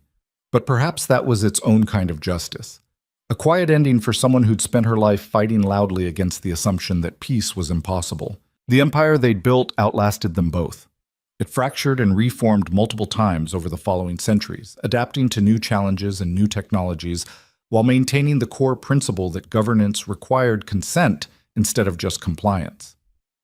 Historians would debate whether their reformation had been successful, whether the costs they paid were justified by the systems they created, whether love had any place in the brutal calculus of power. But in the frozen capital, where Queen Selene Varellus had once disappeared into a blizzard, and Alpha King Lucian Draven had learned what it meant to lose everything, there stood a monument that settled the argument in its own way. Two statues facing each other across a public square. Not king and subject, not conqueror and conquered, but partners standing as equals with their hands reaching toward each other across the space between them. The inscription at the base was simple. They learned that empires are not built by those who refuse to bend, but by those who bend without breaking. That strength lives not in dominance, but in the courage to be vulnerable. That the truest power comes not from making others fear you, but from giving them reason to stand beside you when fear comes calling. And below that, in smaller letters that most people missed unless they were looking closely, was a second inscription added years later by someone who'd lived through that brutal winter. The queen saved the king by refusing to break. The king saved the empire by learning how to bend. And together they proved that even the coldest winter eventually yields to spring. Not because winter loses its power, but because something stronger was waiting beneath the snow all along. It wasn't a fairy tale ending. It was better than that. It was real. Complicated and messy, and filled with the kind of hard-won wisdom that only comes from surviving your own worst instincts and choosing to be better anyway. It was the story of two people who'd hurt each other and their empire through pride and fear and the assumption that strength required cruelty. Who'd been given a second chance they probably didn't deserve, and who'd spent the rest of their lives trying to prove that people could change if they wanted it badly enough. Whether they succeeded was a matter of perspective, but they tried, even when it was hard, even when people were mean to them. Even when the easier path beckoned and old patterns felt more comfortable than new ones. They kept trying. And sometimes, in a world that offered 1,000 reasons to give up and revert and accept that cruelty was inevitable, trying was the only victory that mattered. The story ends the way it began, with snow falling on the northern capital and the palace standing against the frozen sky. But the palace was different now. Warmer somehow, despite the cold. Filled with voices engaged in heated debate instead of whispered conspiracies. Home to rulers who governed through partnership instead of domination. And if you listened carefully on certain winter nights when the wind howled just right, you could almost hear the echoes of that long-ago argument. The night the queen vanished and the empire started its long journey from tyranny toward something better. Not perfect. Never perfect. But better. Always striving to be better. And in the end, for an empire built on blood and fear, and the assumption that power required brutality, that simple commitment to improvement was the most radical transformation imaginable. The kind of change that started with one king learning to kneel, and one queen refusing to break, and two people choosing to try despite every reason to give up. The kind of change that proved winter doesn't last forever. Not when you're willing to do the hard work of building spring.